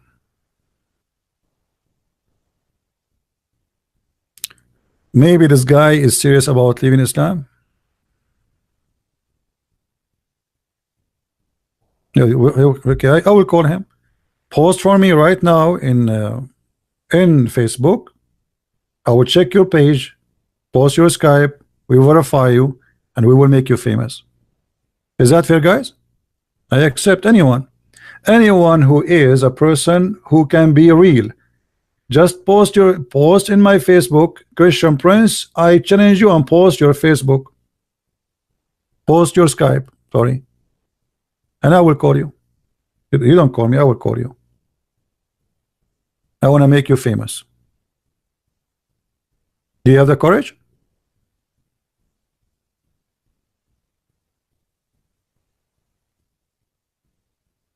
Do you have the courage?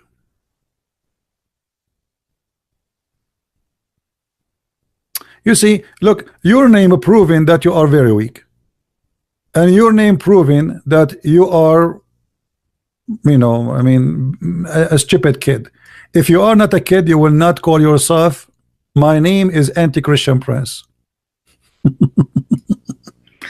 There is no way somebody is a scholar, he will call himself. You must be 13 years old, boy.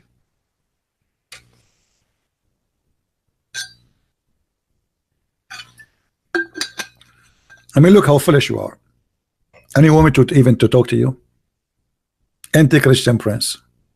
Okay.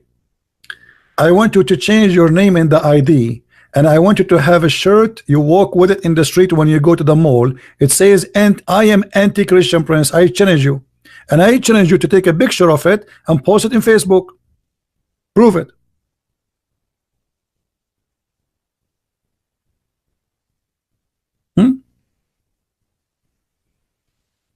And look how scary I am, to the point Muslims are Anti-Christian Prince. This is how what I do, changing lives and collapsing Islam. Anti-Christian Prince. Carios John, my friend, my brother, please don't repeat the same message and make it copy letter. Just once, that's enough. There's no need to repeat it over and over and over. Anyway, do we have any Muslim here? There is a Muslim scholar, or you have knowledge?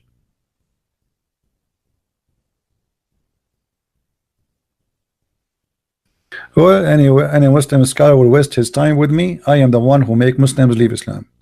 Don't waste your time with me, no problem. And look at you, all of you Muslims, you keep calling me names, but nobody can answer how your prophet, he says such a stupid thing, that if the women have orgasm first, the baby will be a boy. And instead of answering, you are calling me names. That is the best you can do? Okay.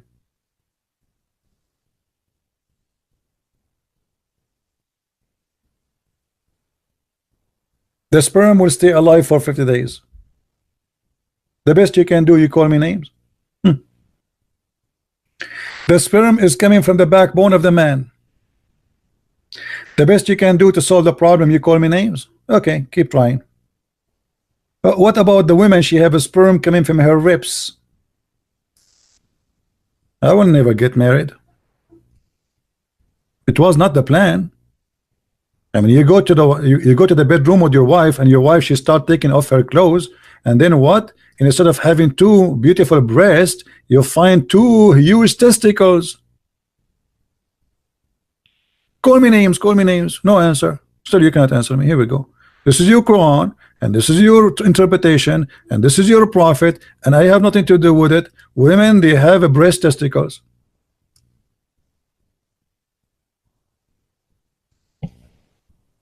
Call me names. Call me names. Here we go. And by the way, here it says the loins of the man. It says the bone of the man, the bone, the backbone, the last bone in the back of the man. We can change the interpretation for you, Abdul, if you don't like this one. We can show you Ibn Kathir. Do you like Ibn Kathir, brother? What do you think about showing you Ibn Kathir? Let us show you Ibn Kathir. Don't call Ibn Kathir names, brother. Not nice. That's not nice. I know, because now you will start insulting Ibn Kathir, and you will start saying to him, liar, liar, liar, liar. I mean, unbelievable. This is Ibn Kathir, brother. Show respect. Okay. This is Ibn Kathir, brother. I will show it to you on the screen. As you see, this is your website. I'm very thankful for the Muslims, by the way, because they made those websites for free for us, so we can get Muhammad busted. Chapter 86,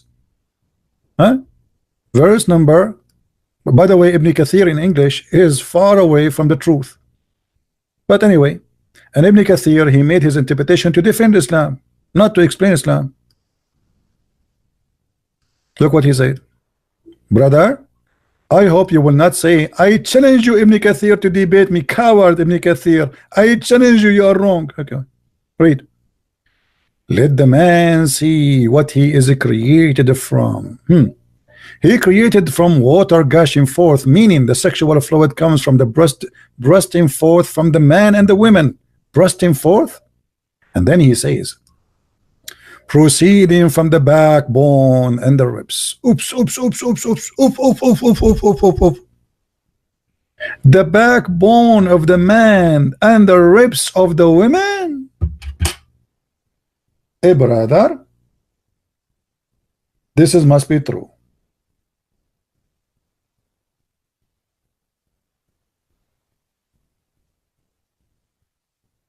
Meaning, the backbone of the man and the ribs of the women. Who is saying that? Ibn Kathir, not me. Which is referring to her chest. MashaAllah, MashaAllah. So there is a gushing fluid of the women, sexual fluid. She have orgasm. It comes from her ribs. Any Muslim there?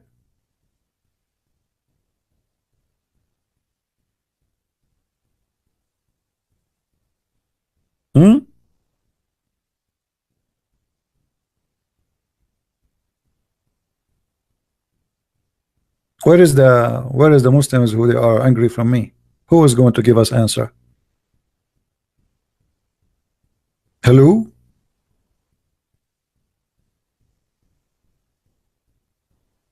Ibn Kathir explain more for the smart Muslims who like to learn.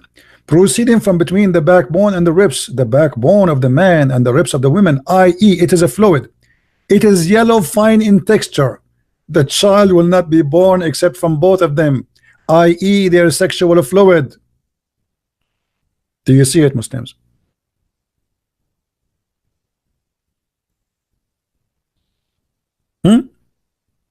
So why you're upset from me? What we would do now? Your God, he is saying, claiming that women have a sperm coming from their ribs and men have a sperm coming from the backbone. By the way, my backbone hurting me.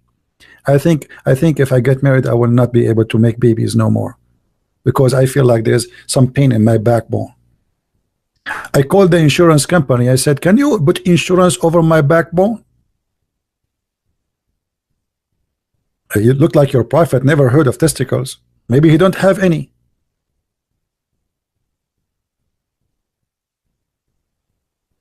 Any Muslim have an answer?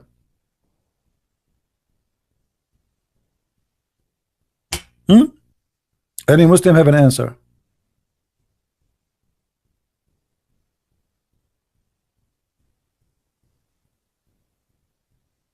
You know, a Muslim listening to this, he looked like a panda bear, and he is eating a carrot.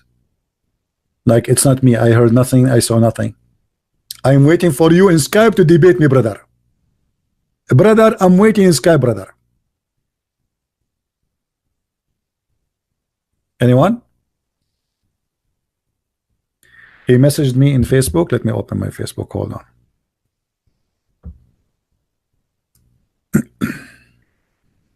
I hope so.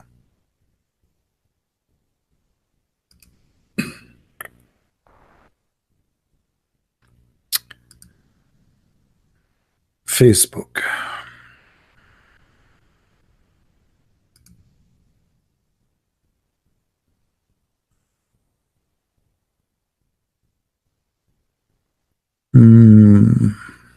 No, he did not. He's a liar. I see all notification here.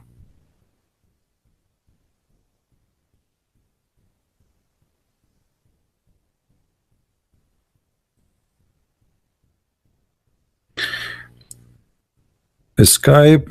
Okay, I see here. Skype Muslim boxer. Muslim boxer. He have pictures of a naked man. Abdul, this is an account you made 13 hours ago. You liar. You made it just to post it for me. I mean, look what I'm doing for the Muslims. You just made this account. Stupid idiot. Potato.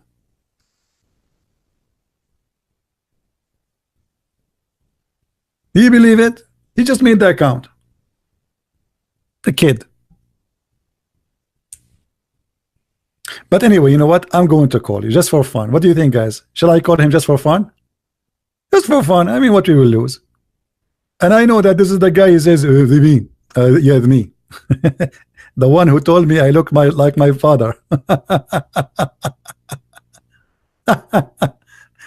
Okay, let me find you in Skype. Hold on.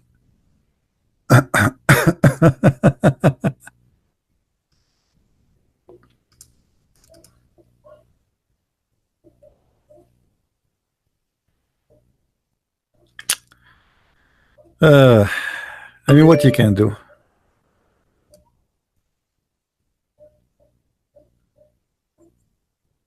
I know that this is the same kid who always call.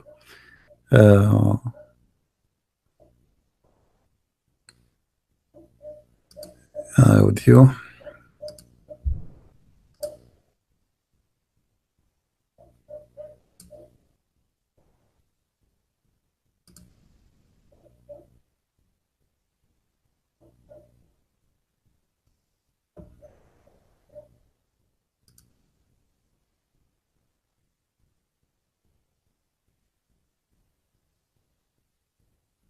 Answer, Abdul. I'm calling you.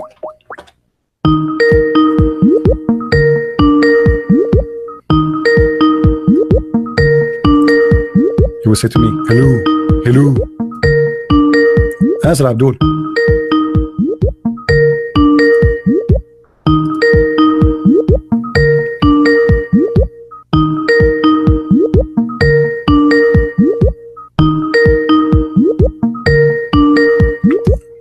Are you going to answer or what?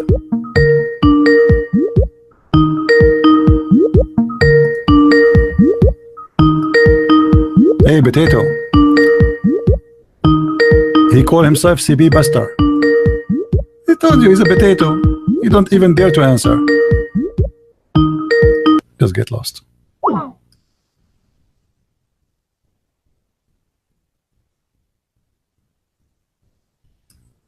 As I was expected. Potato.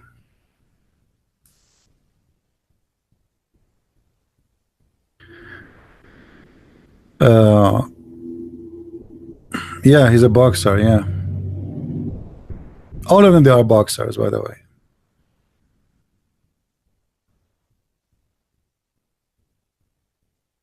All of them. Anyone? Who is next? Just for fun. Who is next?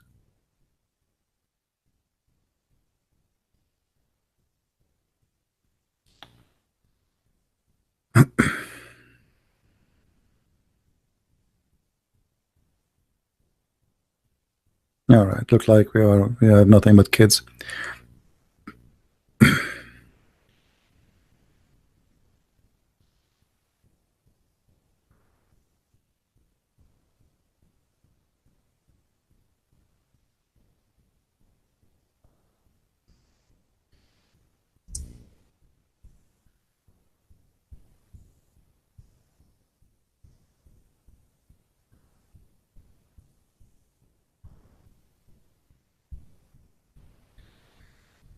Oh boy.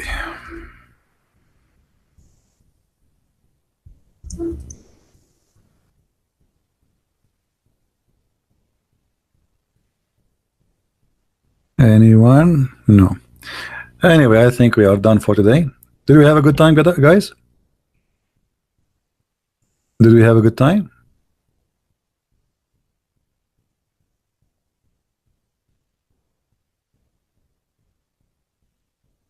Don't post for me in Skype saying, you know, you create a Skype, just fake Skype, just to, fake Facebook, potato. This is why we are saying, you see, here we can limit a bunch of kids who just, you know, they call us, they play songs. A Muslim, he says, I know your IP, and stupid things. Nobody knows my IP, you know. You will know the proxy IP, and the maximum they can do, they can flood that IP, which is not my IP, and that will make the proxy disconnect me. But even that now will not work anymore. You know, I did change the company for the proxy which I used to do. You know, I contacted them. They said they are flooding the etc. the IP which we give you, and which is not really a real IP, but at the end of the day is going to be going to the gateway which they have, and that will make me disconnected as a protection. So try your best.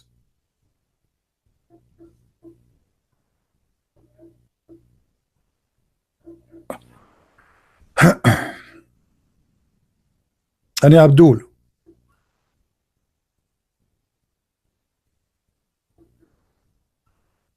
why I blocked you again? Who are you, Muslim puppy?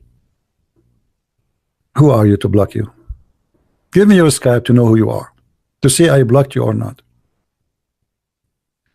I mean, look at those Muslims.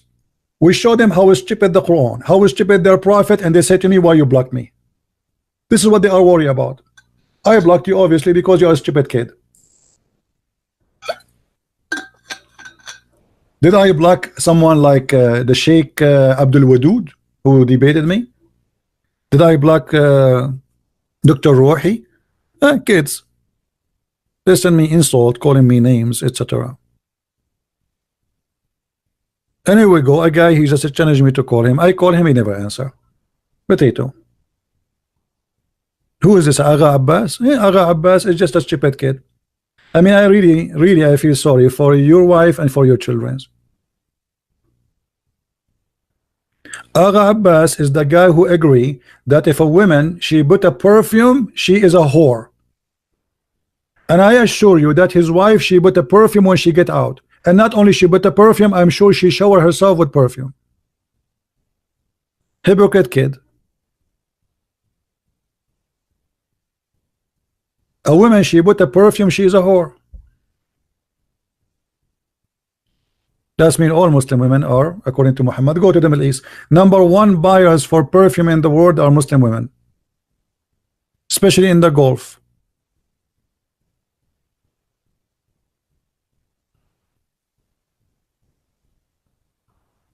All right. Muhammad, he don't consider a woman she gave herself to him to sleep with her a whore, but a woman she put a perfume, she is a whore. Muhammad, he have no problem with women she is offering herself for one night stand muta is a whore, but a woman she have a perfume, she is a whore.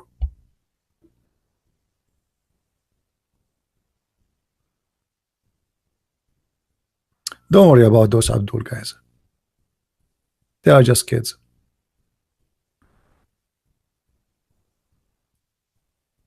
Any brave Muslim?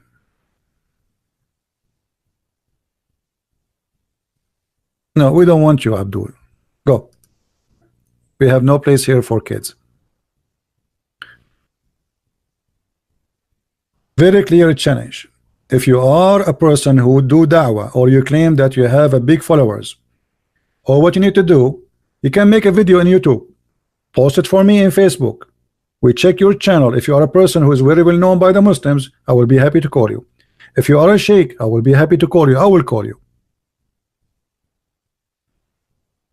The Muslims, they claim that I am demolishing kids.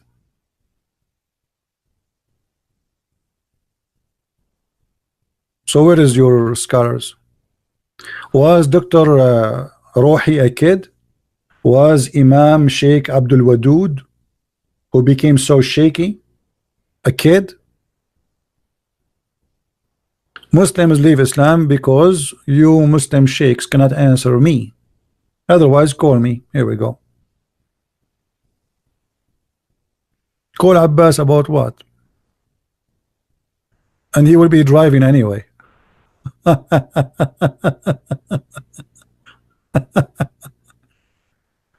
He will be driving, trust me. Hold on. This is a guy. He's a Muslim, but look, he's using a Christian name, Tom Christ. Tom Christ. Okay, let me show you what he posted. Just to show you how silly Muslims are. Explain to us in Arabic, saying how the Quran says غلبت الروم وهم من بعد غلبهم سيغلبون. How the Quran says that the Rome, they've been defeated, and after being defeated they will defeat. Abdul, let me show you how stupid what you are saying. Don't call me if you are a Christian, my friend. Don't call me. Only Muslims they can call. Let us see.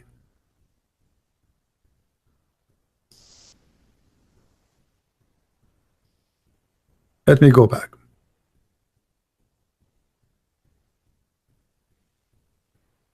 Explain to us how the Rome, they were defeated and they will win. The fact this is a false prophecy of your prophet, because the word there in the Quran, it was bid'u sinin, and bid'a in Arabic, it is about a few years. Let us go to the Quran.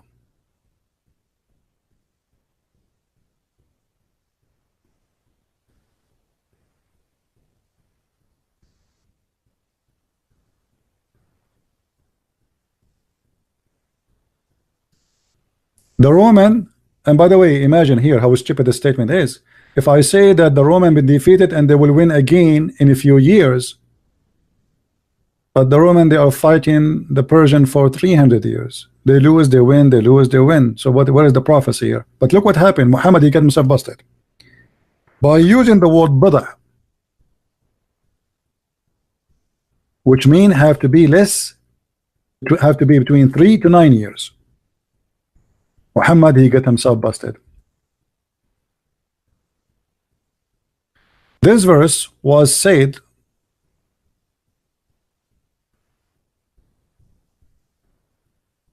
when the Rome was defeated, according to the Quran, fi adna al-ard, which is the nearest land, which is supposedly in the borders of Saudi Arabia.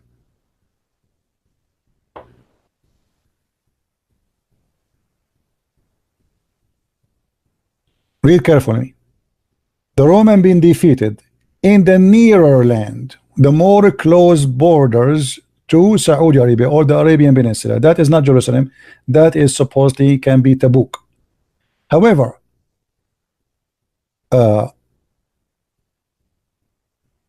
if you have my book, The Deception of Allah and Qur'an and Science in Depth, you will see that Muhammad, when he made this statement, it have to be about something big. Something big happened, became so famous to the point that everybody is talking about it, that the Roman been defeated, and that was supposedly the collapse of Jerusalem. But look what Muhammad he says the nearer land, what the Muslims called Jerusalem, guys. Oh, you didn't see the screen, sorry, I'm sorry.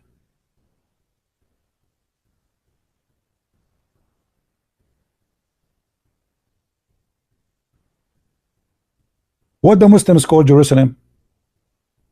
Anyone knows? Where is the mosque which they call it the Holy Mosque of Muhammad? Al-Aqsa, right? Do you know what Al-Aqsa is? Al-Aqsa is the opposite from the word Adna. Aqsa means the farther land. So this cannot be Jerusalem. Stupid Muhammad.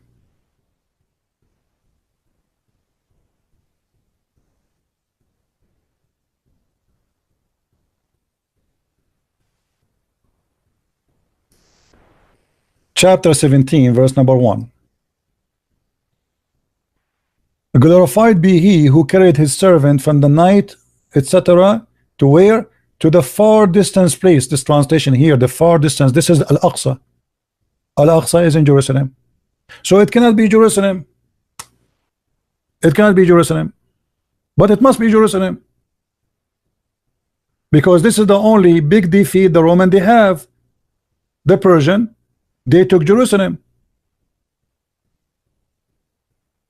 However, if we go and read all the defeat the Roman they have, we will find that all of them does not match with Muhammad's story, where he says is going to be, they will be victorious in a few years, which means they will be victorious in less than 9 years, because the Persian, they have war long after they lost Jerusalem, and it passed the 10 years period or the 9 years period. But look what happened here in this story. When the Muslim, they say that the Roman, they've been defeated in Jerusalem, and then they say that the Roman, they are going to be victorious, and then the Quran chapter 17 verse number 1 says that the farther land is what is Jerusalem. So what is the nearer land?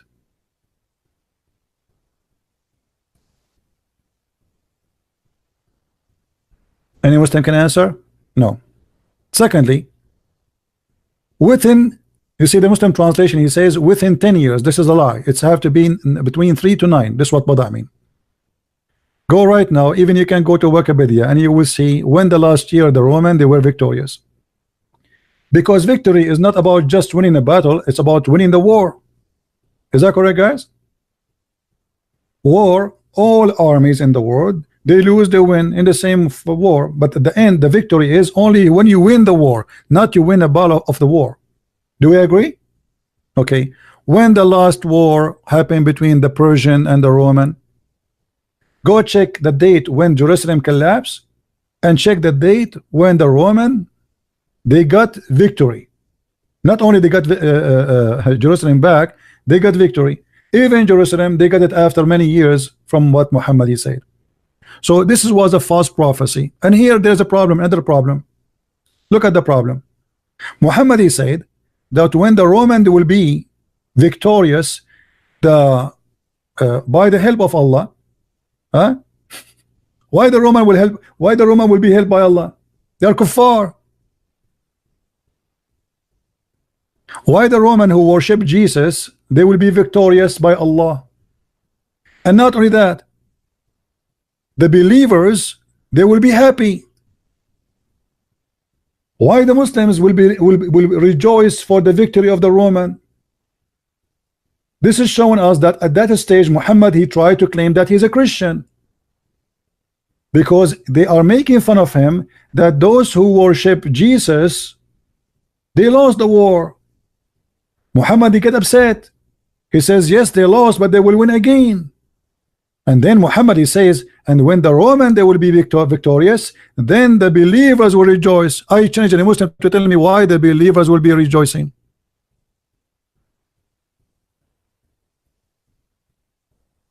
Any Muslim can answer?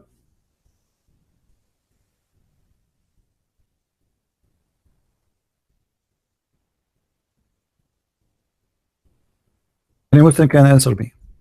Why the Roman, if they win, the believers will rejoice?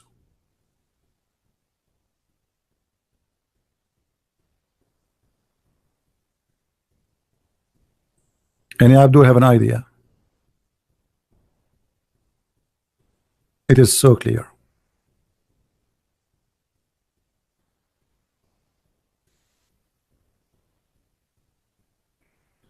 If you go right now, just to show you in front of you in Wikipedia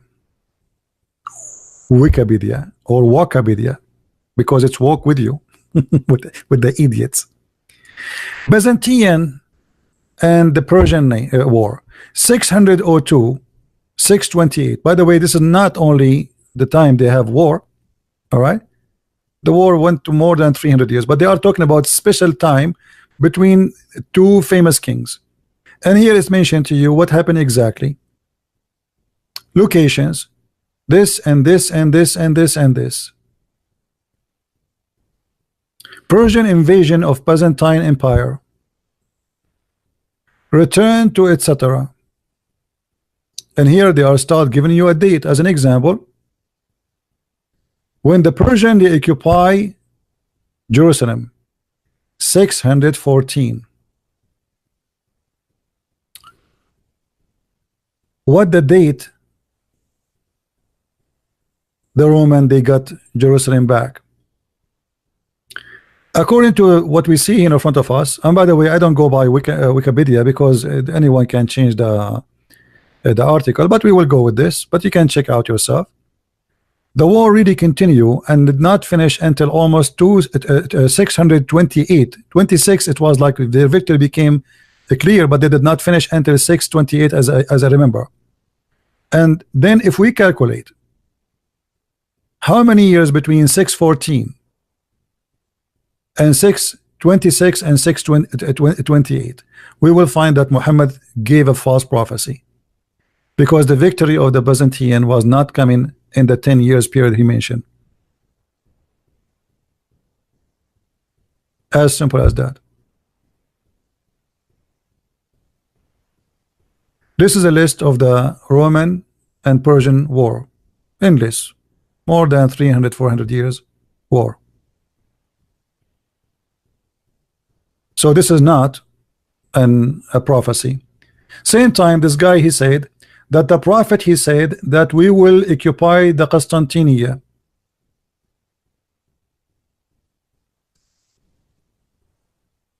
The guy in Arabic, he says the prophet, he said you will occupy the Constantinia. False. Your prophet, he said that is the Arab, they will occupy the Constantinia, not the Turk. The one who occupied the Constantinia was the Turkish, not you. Let us read the prophecy of your prophet.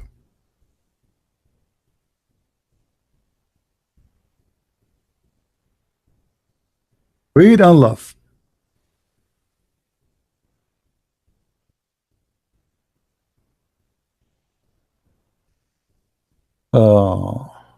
Let us see where your prophet speak about it.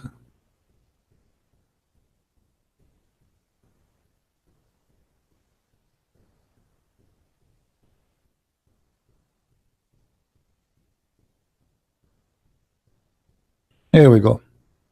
Read carefully with me and love. The messenger of Allah said, the hour will not begin until, and now he is counting what will happen. They will do this and etc. And then he says, he said to you, Banu Asfar, Banu the Asfar, the Roman, the yellow, those who come after you, you will fight them until the best of the Muslims go out to fight them. And the people of Hijaz who do not fear blame anyone for the sake of Allah. So who is the one who is going to fight Bani al-Asfar? The people of Constantinia. Who are they? The people of Saudi Arabia. Read carefully with me. People of Hijaz. People of Hijaz. What is Hijaz? This is Saudi Arabia. But the one who took Constantinia, it was the Turkish. Do you see it, Abdul? من فتح القسطنطينية كانوا الترك وليس أولاد الحجاز. رسولك كذاب. Not only that, Muhammad, what he said about the Turkish? Anyone remember? Muhammad, he said, don't fight the Turkish as long as they did not fight you.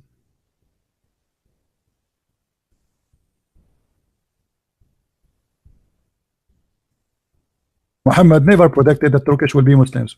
They are your enemy.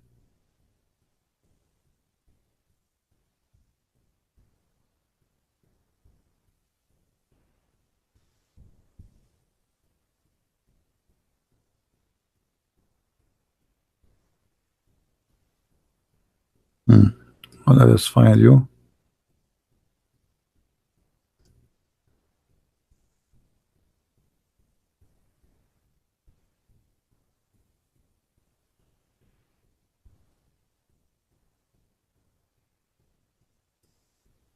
Read carefully and love.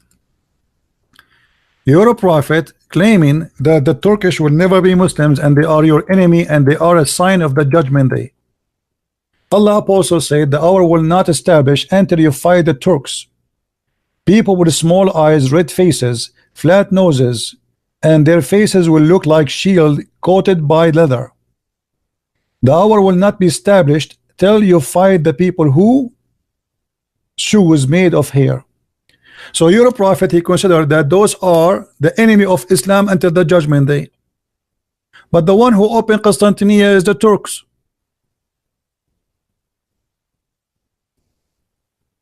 So guys, did you learn how to refute it? How easy it is? Muhammad, he claimed that the one who will conquer the Constantinople is the people of Hijaz. Who is the people of Hijaz? Those people of Saudi Arabia. The Arab, pure Arab. The Turk are not Arab.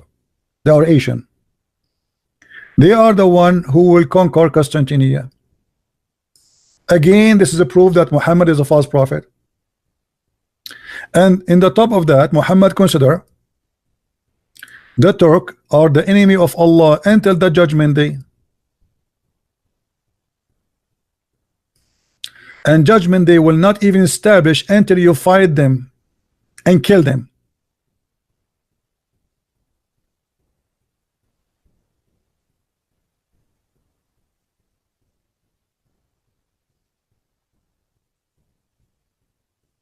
Do you see it, Muslims? The one who posted this argument.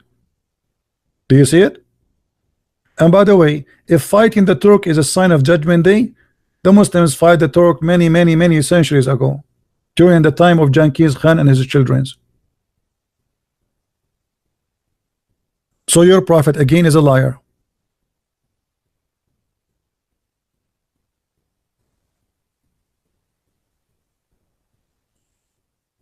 Your prophet is a liar. Did he took Constantinople? No. Did the Arab took Constantinople? No. It was the Turkish. The Turkish is the enemy of Islam, and the judgment day will not come until you fight them.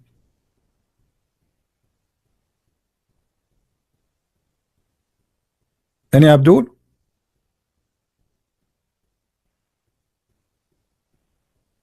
So what we would do now, you know, you try to prove to me that Muhammad is a prophet, but you prove to me that Muhammad is a false man.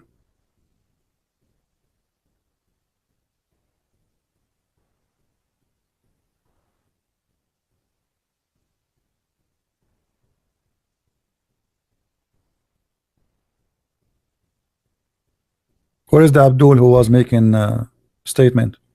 Look like he's dead. And by the way, here you will see how Muhammad make fun of the look of the Asian. Do you see how he make fun of them? He says he described their faces as if somebody hit them with the hammer in their faces. They have a flat faces, red faces, small eyes, and their faces look like a shield coated by leather, with leather. Obviously Muhammad is making fun of the Asian people.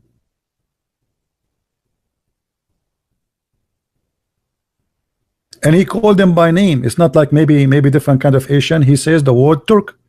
Correct? Did he say the word Turks? Here we go. Turks. So we cannot be misquoting different name, different nation. The Turk.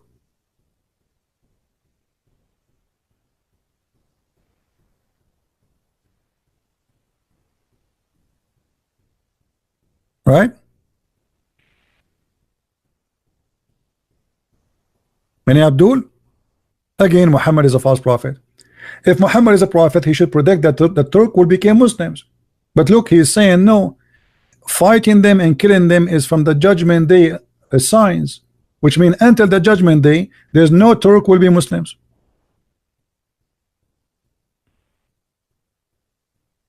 Do you understand, guys, what I'm saying? According to Muhammad, until judgment day, there's no Turkish person will be a Muslim. So who is Turkey today?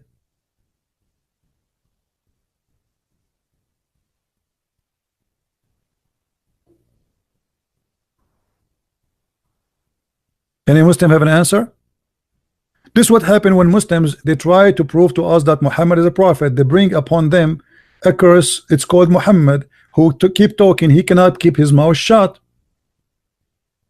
So you try to prove to me that Muhammad is a prophet, but look what happened. By your help, you open another topic and we got Muhammad busted again.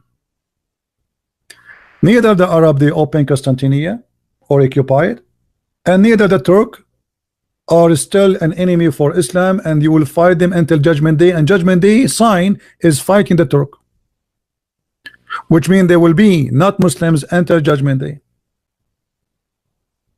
and they are your worst enemy. Actually, he says, leave the Turk, don't fight the Turk as long as they did not fight you. Muhammad said he warned the Muslims not to fight the Turkish. Let me find you the hadith.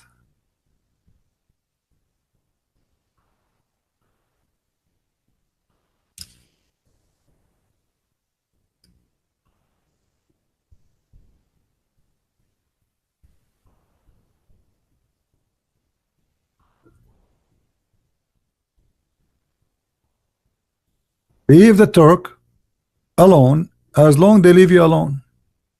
Why? Because simply they are stronger than you and you are no match for them. They will kill you. Same time, it's a sign of the Judgment Day. Let us go to different hadith.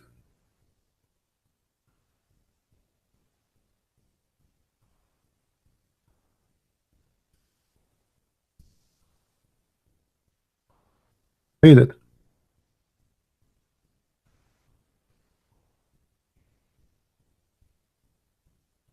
No, here it says the Absisian. No. Where is the hadith about a true Turk? I know, in let us see here. Here we go. We found it. In this hadith here.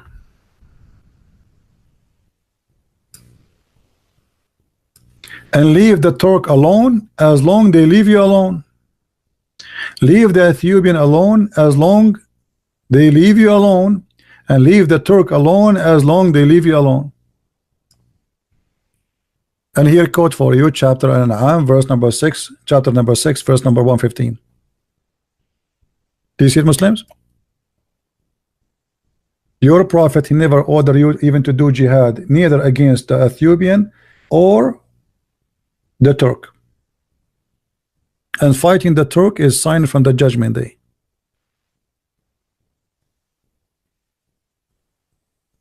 Any Muslim? So your prophet is a false prophet. He claimed that fighting the Turk is sign of the Judgment Day, and he claimed that the one who will take over Constantinople is the Arab from Hijaz.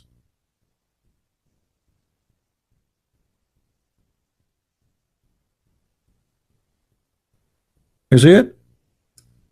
And not only that, he claimed when this happened, the Messiah will appear.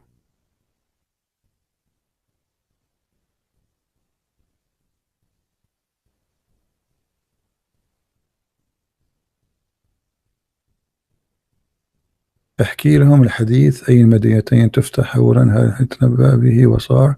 I don't understand you, Mr. Tom. Which one of the cities will open first? Muhammad, he never opened any of the cities. What are you talking about?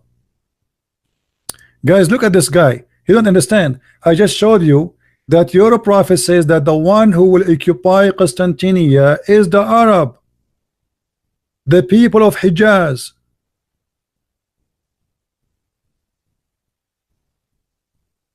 You will fight. He said you will fight Banu al-Asfar, the children of the yellow, the Romans, and those who come after you will fight them. Who is talking about? Until the best of the Muslims go out to fight them. The people of Hijaz, the best, the one who will make victory against them is the people of Hijaz. Is the Turk or Arab and they are from Hijaz? هل الأتراك من الحجاز؟ من سوف يأتي بالقسطنطينية هم أهل الحجاز يا هذا. هل الأتراك عرب؟ So your prophet is a false prophet.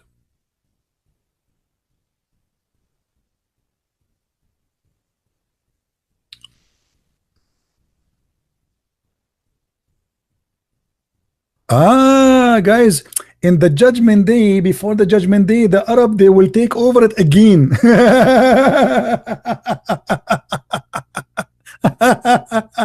See, so look at this Muslim, smart Muslim.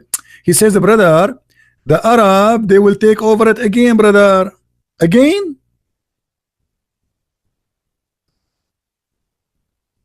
Do you see how when we get them busted, how they try to lie? They say, oh, he is saying that this is the okay, the Arab, they will take over it, brother, but later when later happen, let me know. When later happen, let me know. The fact the Arab are taking nothing. Hey, Jerusalem is in the hand of the Jews.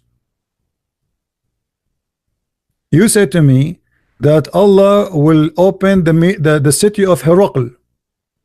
What is the city of Herakl? Jerusalem? But Jerusalem is not in your hand.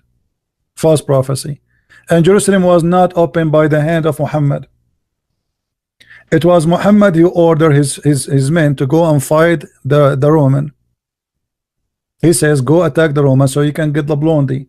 Muhammad, he took an army of more than 40,000 men, and he could not do anything. He ran away. He came back a loser.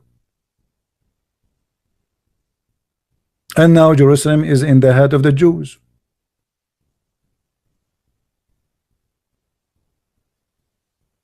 It's a war to continue, my friend. It's not over yet. And soon you will lose even Mecca. Just wait. Your Islamic countries are collapsing left and right. War in Syria, war in Egypt, war in Yemen, war in Libya, war in Algeria, war in Morocco, war in Afghanistan, war in Iraq, and soon war in Turkey. And just wait. I mean, what is left of you? Your Islamic countries are collapsing left and right.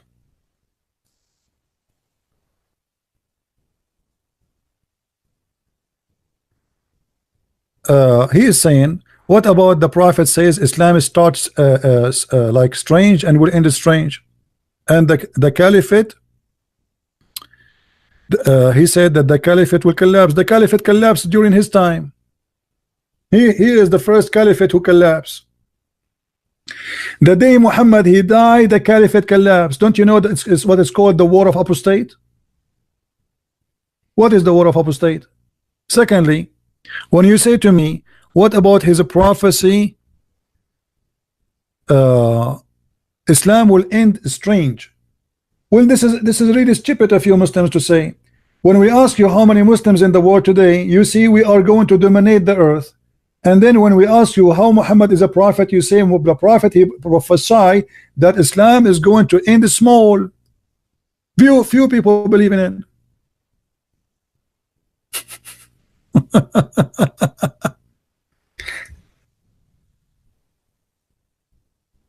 Just to show you the madness of this cult. I cannot find even this hadith in English.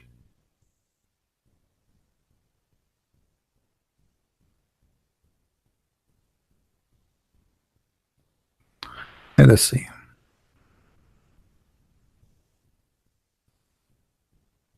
All right. Read with me. How many times the Muslim they say to us that Islam will dominate the earth? Don't they say that to us every day? We are the fastest growing religion. All the propaganda they have, their prophet says the opposite. Islam should shrink and is going to be the most small number in between all mankind. This is your prophet, this is your hadith, and you are the one who mentioned it. So either Muhammad is a liar or he is a prophet. Okay, if he is a true prophet, this means there's nobody will believe in Islam. This is what he's prophesying. The same as it started, the same as going to end. Small will end small.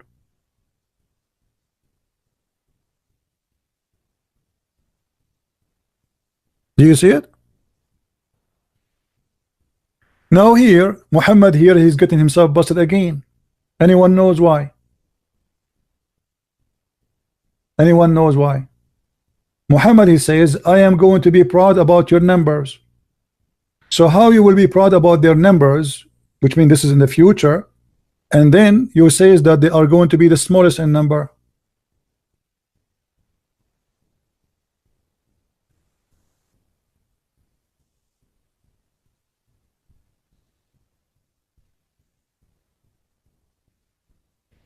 We cannot find this hadith.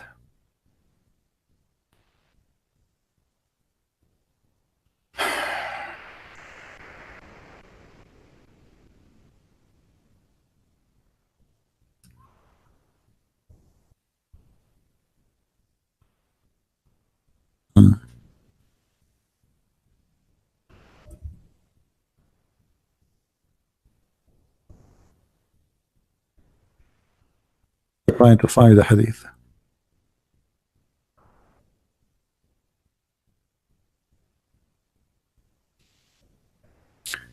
This is the problem of Muhammad. Muhammad, he say things and he contradict himself, proving to us that he is a false prophet.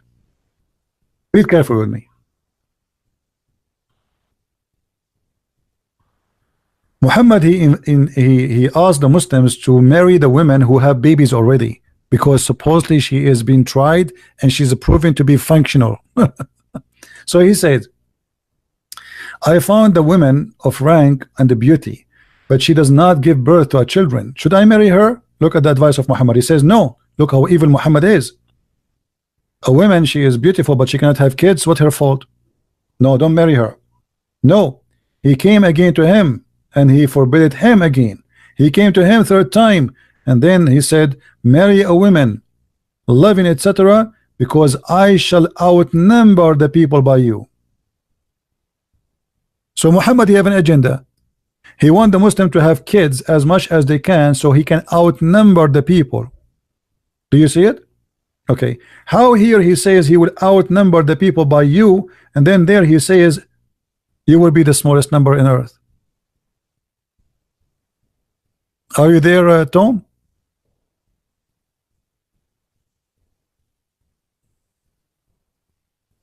Are you there? Which one of them is true?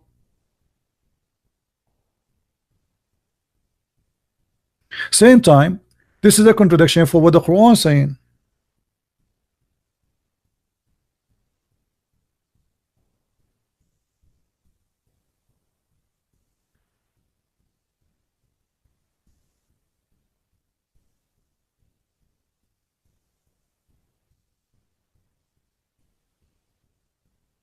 Let's see what the Quran said. Read carefully and laugh with me. Chapter 3, verse number 55. When Allah said, O Jesus, lo, I am gathering thee and causing thee to ascendate to me. By the way, it doesn't say that. It says, I am causing you to die and I will take you to me, but fast translation. And then it says, and I will make those who follow thee above those who disbelieve enter the day of resurrection. So based on the Quran, the victorious is going to be those who follow Isa, the ones who follow Jesus, the Messiah, not the one who follow Muhammad. Do you see it? Until the judgment day.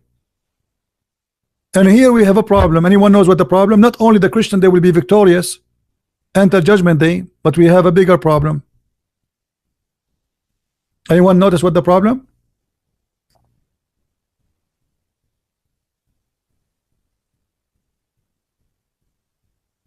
Anyone? What is the problem? Big problem. If the Muslim, they say to us that Paul is the one who corrupted the Christianity, don't they say that? Paul corrupted the Christianity. Okay, that's wonderful. Let us go with your claim. That's mean few years after Jesus was crucified, Christianity is gone. That's it. So why the Quran says those who follow thee, they will be victorious at the judgment day? That's mean there's not a single period of time there's no true Christians. But there's 600 years between Jesus and Muhammad. So this 600 years, let us draw it here. So if we say here we have Paul, the one the Muslims they hate him to death. And by the way, their prophet never said anything against Paul. Paul, they hate him to death. Okay, from the time of Paul to the time of Muhammad, Christianity was corrupted or not? Muslims, they will say yes, it was corrupted. Okay, that's mean there is 600 years period.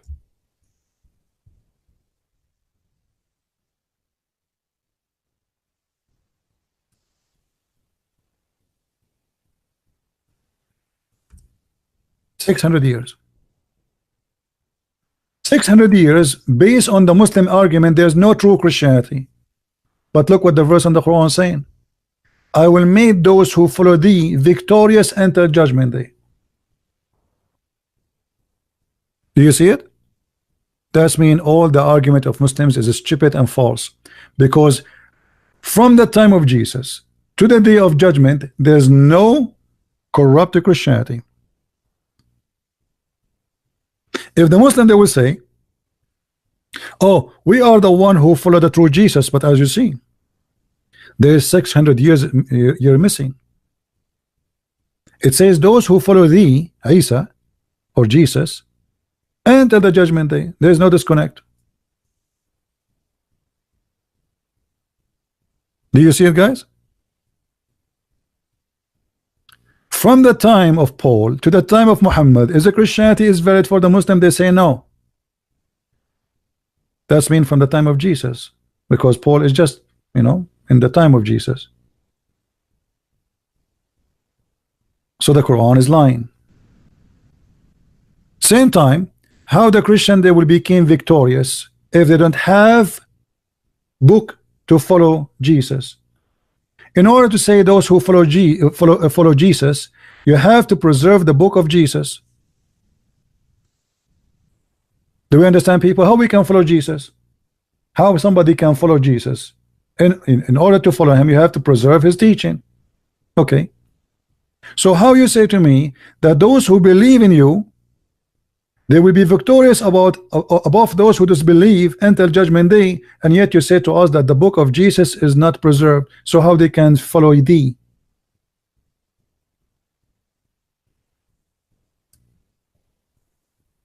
Do you see it? This is again confirmed that the book of Jesus never been corrupted, because in order to follow Jesus you have to be a person who have the guidance of Jesus, and the guidance of Jesus is in the book of Jesus. If the book of Jesus is gone, how they can follow thee? Are we learning, guys? Are we taking notes?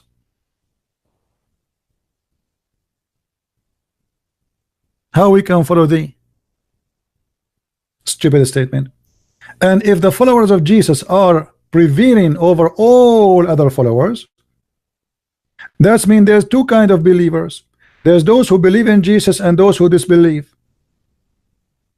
That means Muslims are those who disbelieve,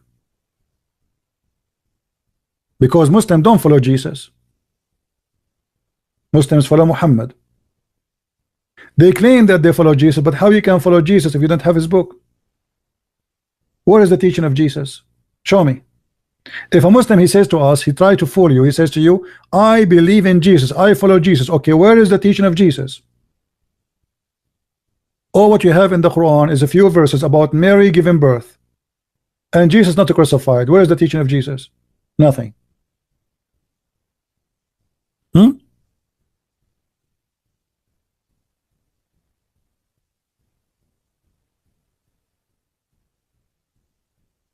Yeah, the Muslim Abdul, they can say whatever. Yeah, we refuse cause of kids. Those are kids. Even we called them, they did not answer. Any Abdul? Any Abdul who wanna call his imam to call me?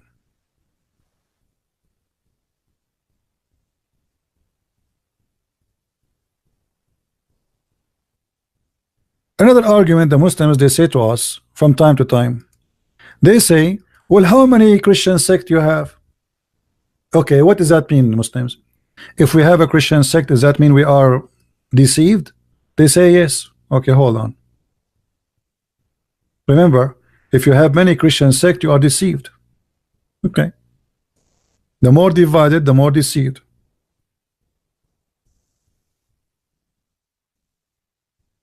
According to Muhammad, the most divided people are Muslims.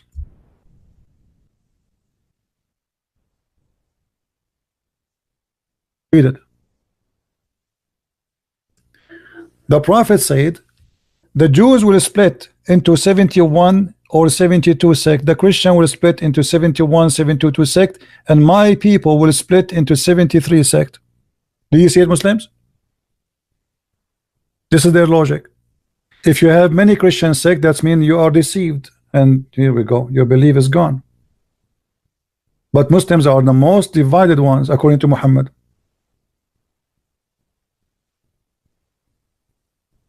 And by the way, what is the 73, 71, 72 sect of the Jews? And what is the 72 or 72 or 71 sect of the Christians? That's stupid statement. And where is the 73 sect of the Muslims? Muslim, they made an article trying to find out the 73 sect. You have millions of sects. What 73 sect? This is again a false prophecy. What is the 72 sect of the Jews and 72 sect of the Christians? What does that mean? Stupid. Where is the 73 sect? And not only that, 73 sect, only one of them will go to heaven, according to Muhammad. In my belief, 72 sect or 70 million sect, still they will go to heaven. Jesus said, whoever believe in me and die will live. Muhammad, he says, only one of them will go to heaven. Read it carefully. So you Muslims are risking your life. You are following, you will be a sect of 73, and one of them only will go to heaven. Which one? Each one of them believe that we are the correct one and we will go to heaven, and the rest they will go to hell. You know what I mean? This is a statement of your prophet. 73 sect, one which will go to paradise, the rest will go to hell. Do you see it, people? In my belief, we will not go to heaven because of a sect. Correct, Christians? We will not go to heaven because of a sect. We will go by following the order of the Messiah. Not everyone says to me, Lord, Lord, will enter the kingdom of my Father, but the one who will do his will. He did not say you will know them from their names. He said from their fruits you shall know them. So your name is a Protestant, Orthodox, Catholic, that will not count for you. What will count is your fruits. What will count is your belief. What count is doing what Jesus says to you, not a sect. Muhammad, he made it different. Muhammad is saying there is 73 Islamic sect. Only one sect will go to heaven. The rest will go to hell. And this is stupid, by the way, because if I belong to a sect, how that can be make me go to heaven automatically? The sect is full of criminals too, full of bad people. What does that mean? I mean, you can find in any sect, even if it's a correct sect, let us say, if it's the correct school, but yet inside it there's many criminals. So what do you mean only this sect will go to heaven?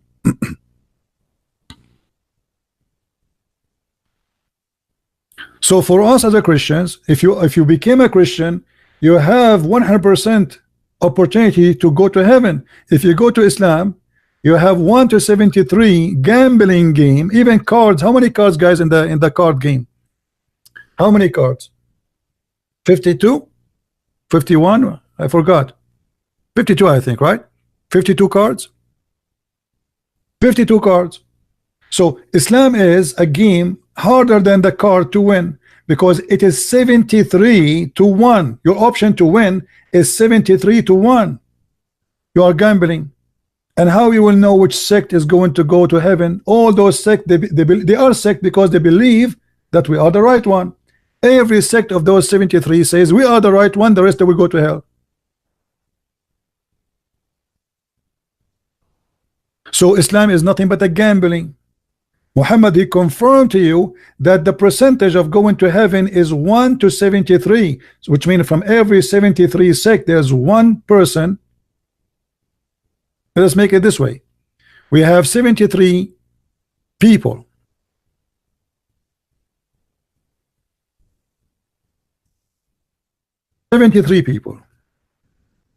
From every 73, there's only one is valid to go to heaven.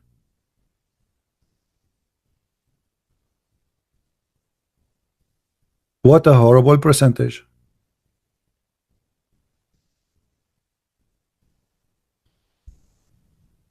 And not only that, Muhammad, he did not tell us who is the one who is right.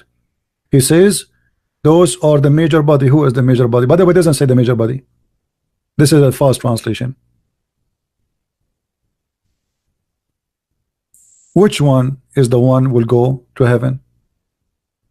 It says those are the people of Jama'ah, the group. He didn't say major body, he didn't say small body.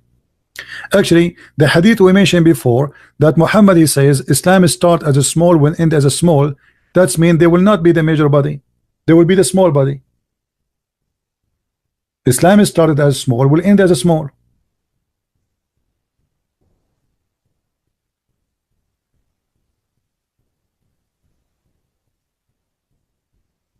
Do you see it, Muslims? So Islam is the most divided belief according to your prophet. And not only that, very few of you will go to heaven. Islam starts strange and will end strange. Strange, what does that strange mean? Strange. You are a stranger if you are what? One of many, not from your kind. Is that correct? Guys, you understand what strange mean?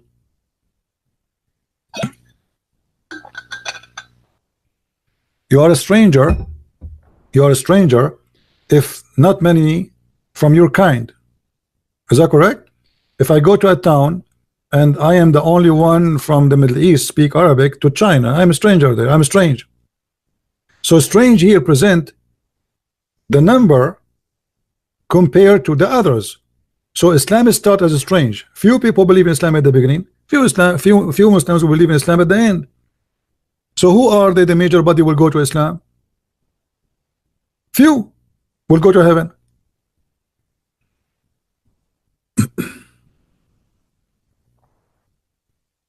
No, the word is strange here. You see, we are translating the Arabic, you know, not really, this is not really an English thing. So بدأ الإسلام غريبا وسوف يعود غريبا. غريبا here is you being going out of your territory. You are out of your territory and you are a few. Nobody like you. Few like you. Simply stranger. When you say I saw a stranger, it means he is not from town and he is not from here. As simple as that.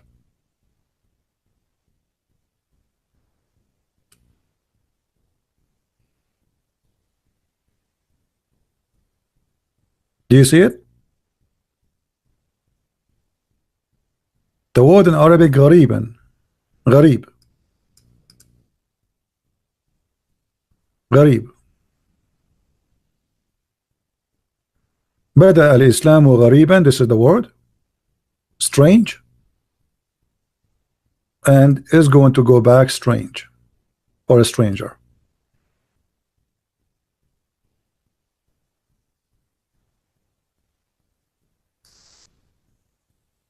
All right. So everything in front of us simply is a clear evidence that Islam is a false cult. What I need really more to prove that Islam is a cult more than this?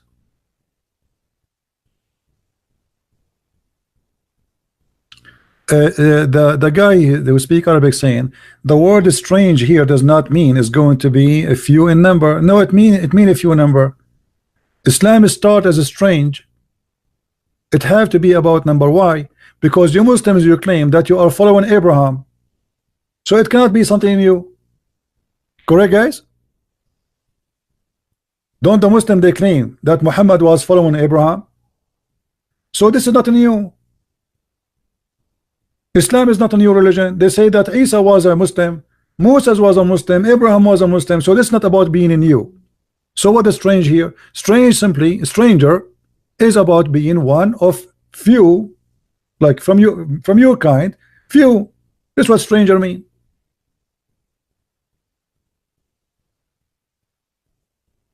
If you want to say Islam is a new religion, that will be against what you Muslims claim, because you claim that Adam was a prophet too. Even Adam, you made him a prophet. Prophet to who? I do not know. To his wife Eve.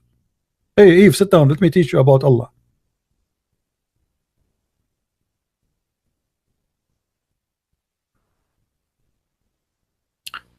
So all Muhammad's statement is a collection of contradictions.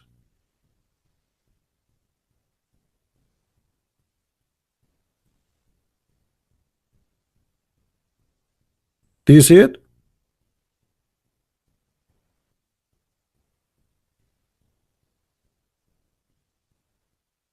And not only that, the guy who says that a stranger does not mean he will be small in number.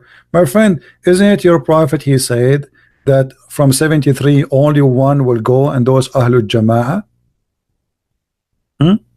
In different hadith, your prophet, he claimed that the most of people, they are going to hellfire. Actually, even the Quran says, وَمَا مِنْكُمُ إِلَّا وَرَدُهَا. Not a single of you, but is going to get into hell. Which is very crazy. Every Muslim is going to go to hell.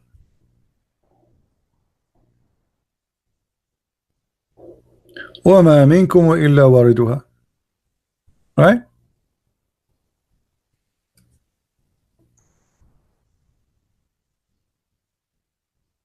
Why وَمَا مِنْكُمُ إِلَّا وَارِدُهَا? Why not even one of you, but he will enter hell? In the Muslim translation, they say to you in chapter 19 verse 71, none of you shall approach it. That's false. It says none of you, but he will enter hell. Let us go and see the interpretation. 1971.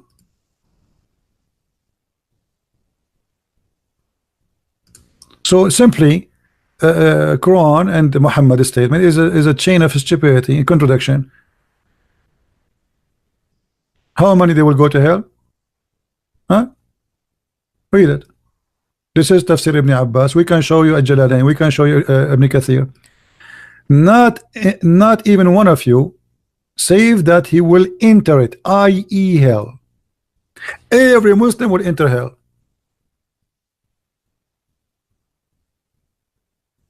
Do you see it? And the Muslim scholars, they claim, except the messengers of Allah.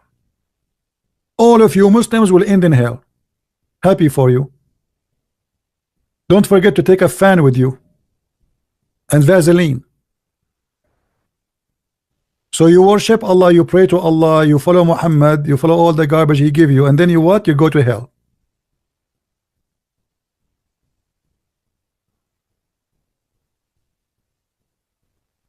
No, it says there's no pass bridge, there's nothing. It says وَإِن مِنْكُمُ إِلَّا وَرِدُهَا. Not even one of you, but he will enter it. وَرَدَ الشَّيْء أَيْ دَخَلَ فِيهِ. وَرَدَ, which means he enter it. And that's why there's even Muslim translation saying that. There's no bridge, there's no garbage. What bridge? Even the bridge, what they call it the Sirat al-Mustaqim, which is something he copied from the Persian belief, the fire worshippers.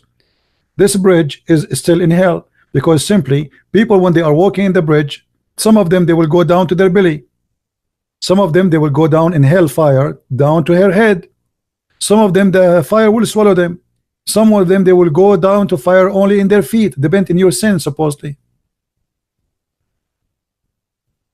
Stop line, it says pass over. Guys, anybody sees the word pass over? Anyone see the word pass over? The Muslim saying it pass over. Anyone see the word pass over? This is your Islamic website.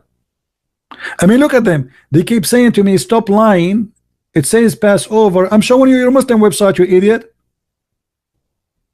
This is you. This is Ibn Abbas. This is the cousin of Muhammad.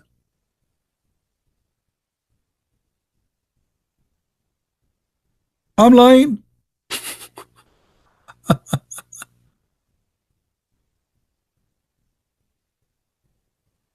It's not up to you to say. Some Muslim, they say, I'm showing you the scholar Abdul. I'm showing you the cousin of Muhammad, who the only person Muhammad he pray for him to be scholar of Islam is this guy. So you have now to accuse Muhammad cousin, who Muhammad claimed that he is a scholar of Allah, to be a liar. Not only that, what about we go and we change Jalalain? Forget about Ibn Abbas. Ibn Abbas is a liar, scumbag. Ibn Abbas, shame on you. Here we go. This is a Jalalain. There's not even you, but shall come to it that he shall enter hell. Do you see it, guys? Do you see it? This is a Jalalain now. Oops, we are getting more in trouble now. Curse a Jalalain, curse him. Hey, Muslims, curse him. Say, may Allah curse you, a Jalalain. Muslims, go ahead. Curse a Jalalain. Spit at him, spit at him. He's a liar. A Jalalain, tfu are you. Tfu. The Muslim, they are very good in spitting. Tfu. You know? Okay, spit at the screen. Okay. A Jalalain, brother. Shame on you, a Jalalain.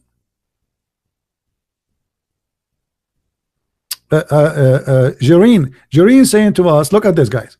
Jareen saying to us, Al-Quran make it clear that the believers will enter hell. Will the Quran make it clear too that the believers will enter heaven? The Quran, I'm showing you Quran too. It's make it clear that all of you will enter hell too. The Quran clearly says that Allah shall make righteous enter Jannah without them entering hellfire. It doesn't matter if the Ibn Kathir says or talk the Sirat Bridge. Abdul, I don't care about Ibn Kathir. I'm not showing you Ibn Kathir. This is Quran, you idiot. The Quran says وَمَا وَإِن مِنْكُمُ إِلَّا وَارِدُهَا. This is not a Jalalain saying that. This is the Quran. This is not Ibn Abbas saying that. This is the Quran.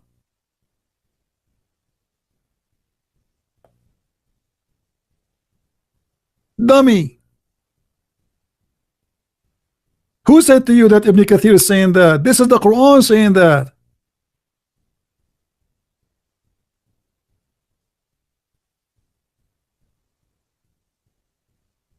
And the scholars of Islam explain it to you. It's not them saying that.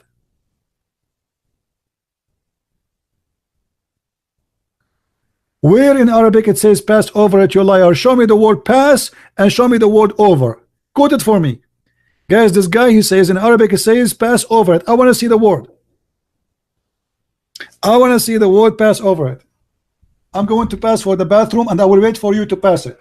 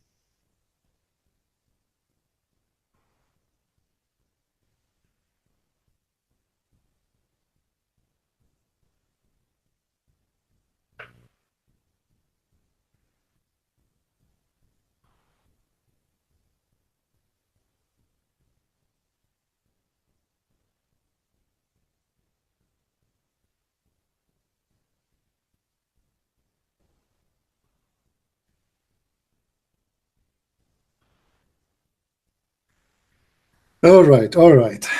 Did he quote for us pass over it? I was pass over it too now. Did you show me where it says it's pass over it? No, I went to visit Allah for a few minutes and came back.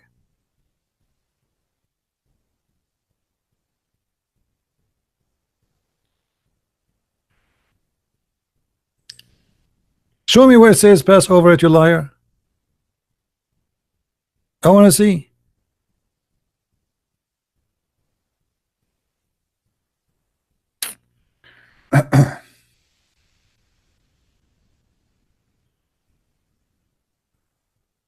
Anyway, guys, I think we have enough for now. This video, I'm not going to keep it for now because I want you to watch the two previous video, which is very important. I noticed still many of you did not watch it. So this video will disappear for maybe, you know, maybe for until tomorrow, and we'll publish it again. Please watch the previous videos. What happened always, people, they watch always the last video I make, as if the video before it is not really important. You know what I mean? Which is really not right. All the videos we make are very important. They are a school to teach you how to refute and to get them busted. All right?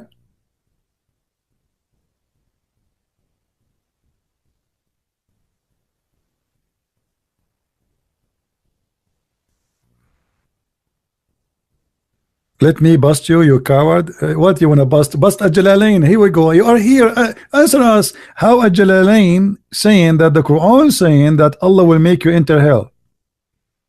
By the way, when the Muslims they die, they put a piece of cotton in their anus. Anyone knows why?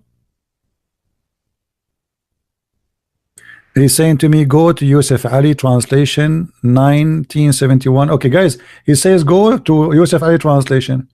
Okay, I will go with Yusuf Ali translation, but that will make Yusuf Ali a liar. Yusuf Ali translation, right? You want me Yusuf Ali? Okay, Yusuf Ali. Guys, Yusuf Ali. Let us go to Yusuf Ali. Yusuf Ali translation. Okay, here we go. That is a clear evidence. Thank you very much. That Yusuf Ali is a big fat liar. Because there's nowhere in Arabic it says pass over it. There's no pass. There's no over. There's no it. And actually it says this is a decree of Allah. So how it can be passed over if it's a decree of Allah? Do you see how stupid your Yusuf Ali is? He got himself busted. It's a decree. It's a fate. So it makes sense that it says not even one of you, but he will enter it because this is the fate of Allah. If you will not enter it, what is the fate of Allah? And let me ask you a question. Why if we change the translator, the Quran change? I mean, what kind of Muslims you Muslims are? Why you are not decent? Look, this is Shakir, and not there is not one of you, but shall come to it. So now there's no pass and there's no over. Shall come to it. Okay, change, different translator.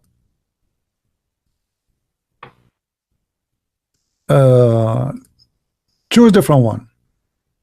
Sarwar, let us see Sarwar, brother Sarwar.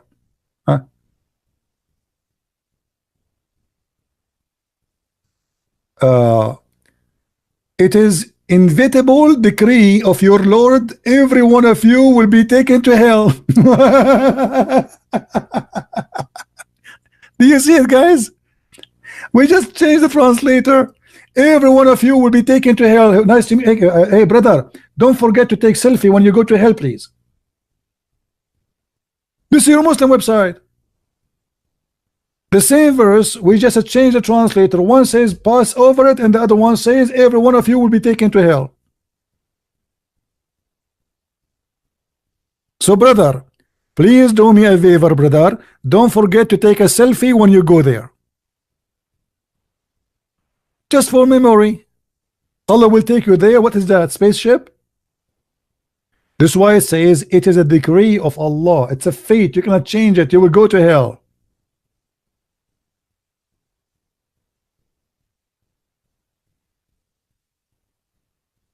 Are you there, Abdul? Go to Ibn Kathir, interpretation 19th. look at this cult. Look at this cult, guys. Go to Ibn Kathir. Go to this. Go to that. So what we are showing you is we choose our cherry. We Muslims, we don't agree. Okay, let me ask you, a guy. What's his name? What's his name? Jareen. I want you to say in the text, I promise you I will accept anything Ibn Kathir he says. Say that. Here we go. This is what he posed for us. Go to Ibn Kathir, interpretation 1971, the most famous scholar. Jireen, I want you to promise me that you will accept whatever Ibn Kathir he said. Say yes, and you are a hero. I'm waiting for you. Say yes. What? You don't want Ibn Kathir now? Say yes. Say I accept Ibn Kathir. Only 1971. Not all. Ibn Kathir is a stupid in different verses. Only in this verse he's smart. No, brother. No. Only Ibn Kathir is a scholar here. In the second page, he's an idiot. Only here, brother.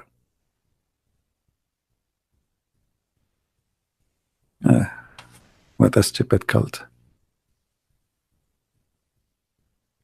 He is a scholar when they want. He is not a scholar when they want. The same as Jalalain. The same as Ibn Abbas. Here he is a scholar. There he is a donkey.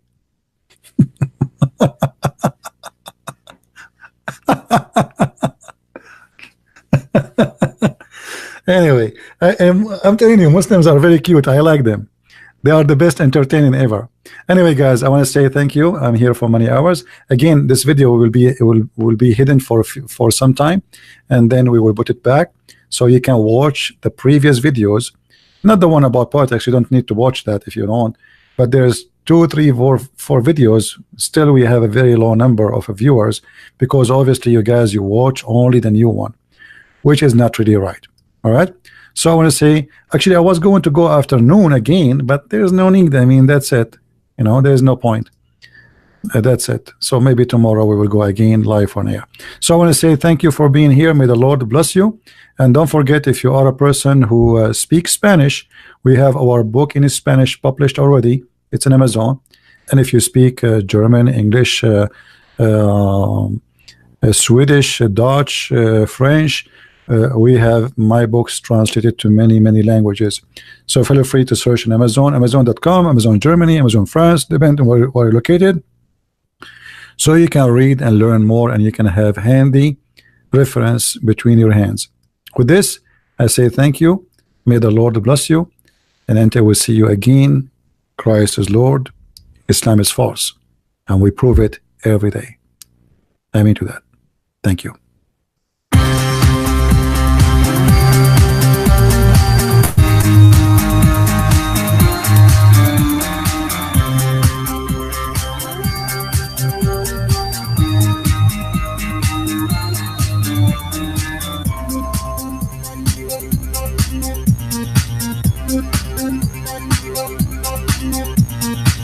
Thank you.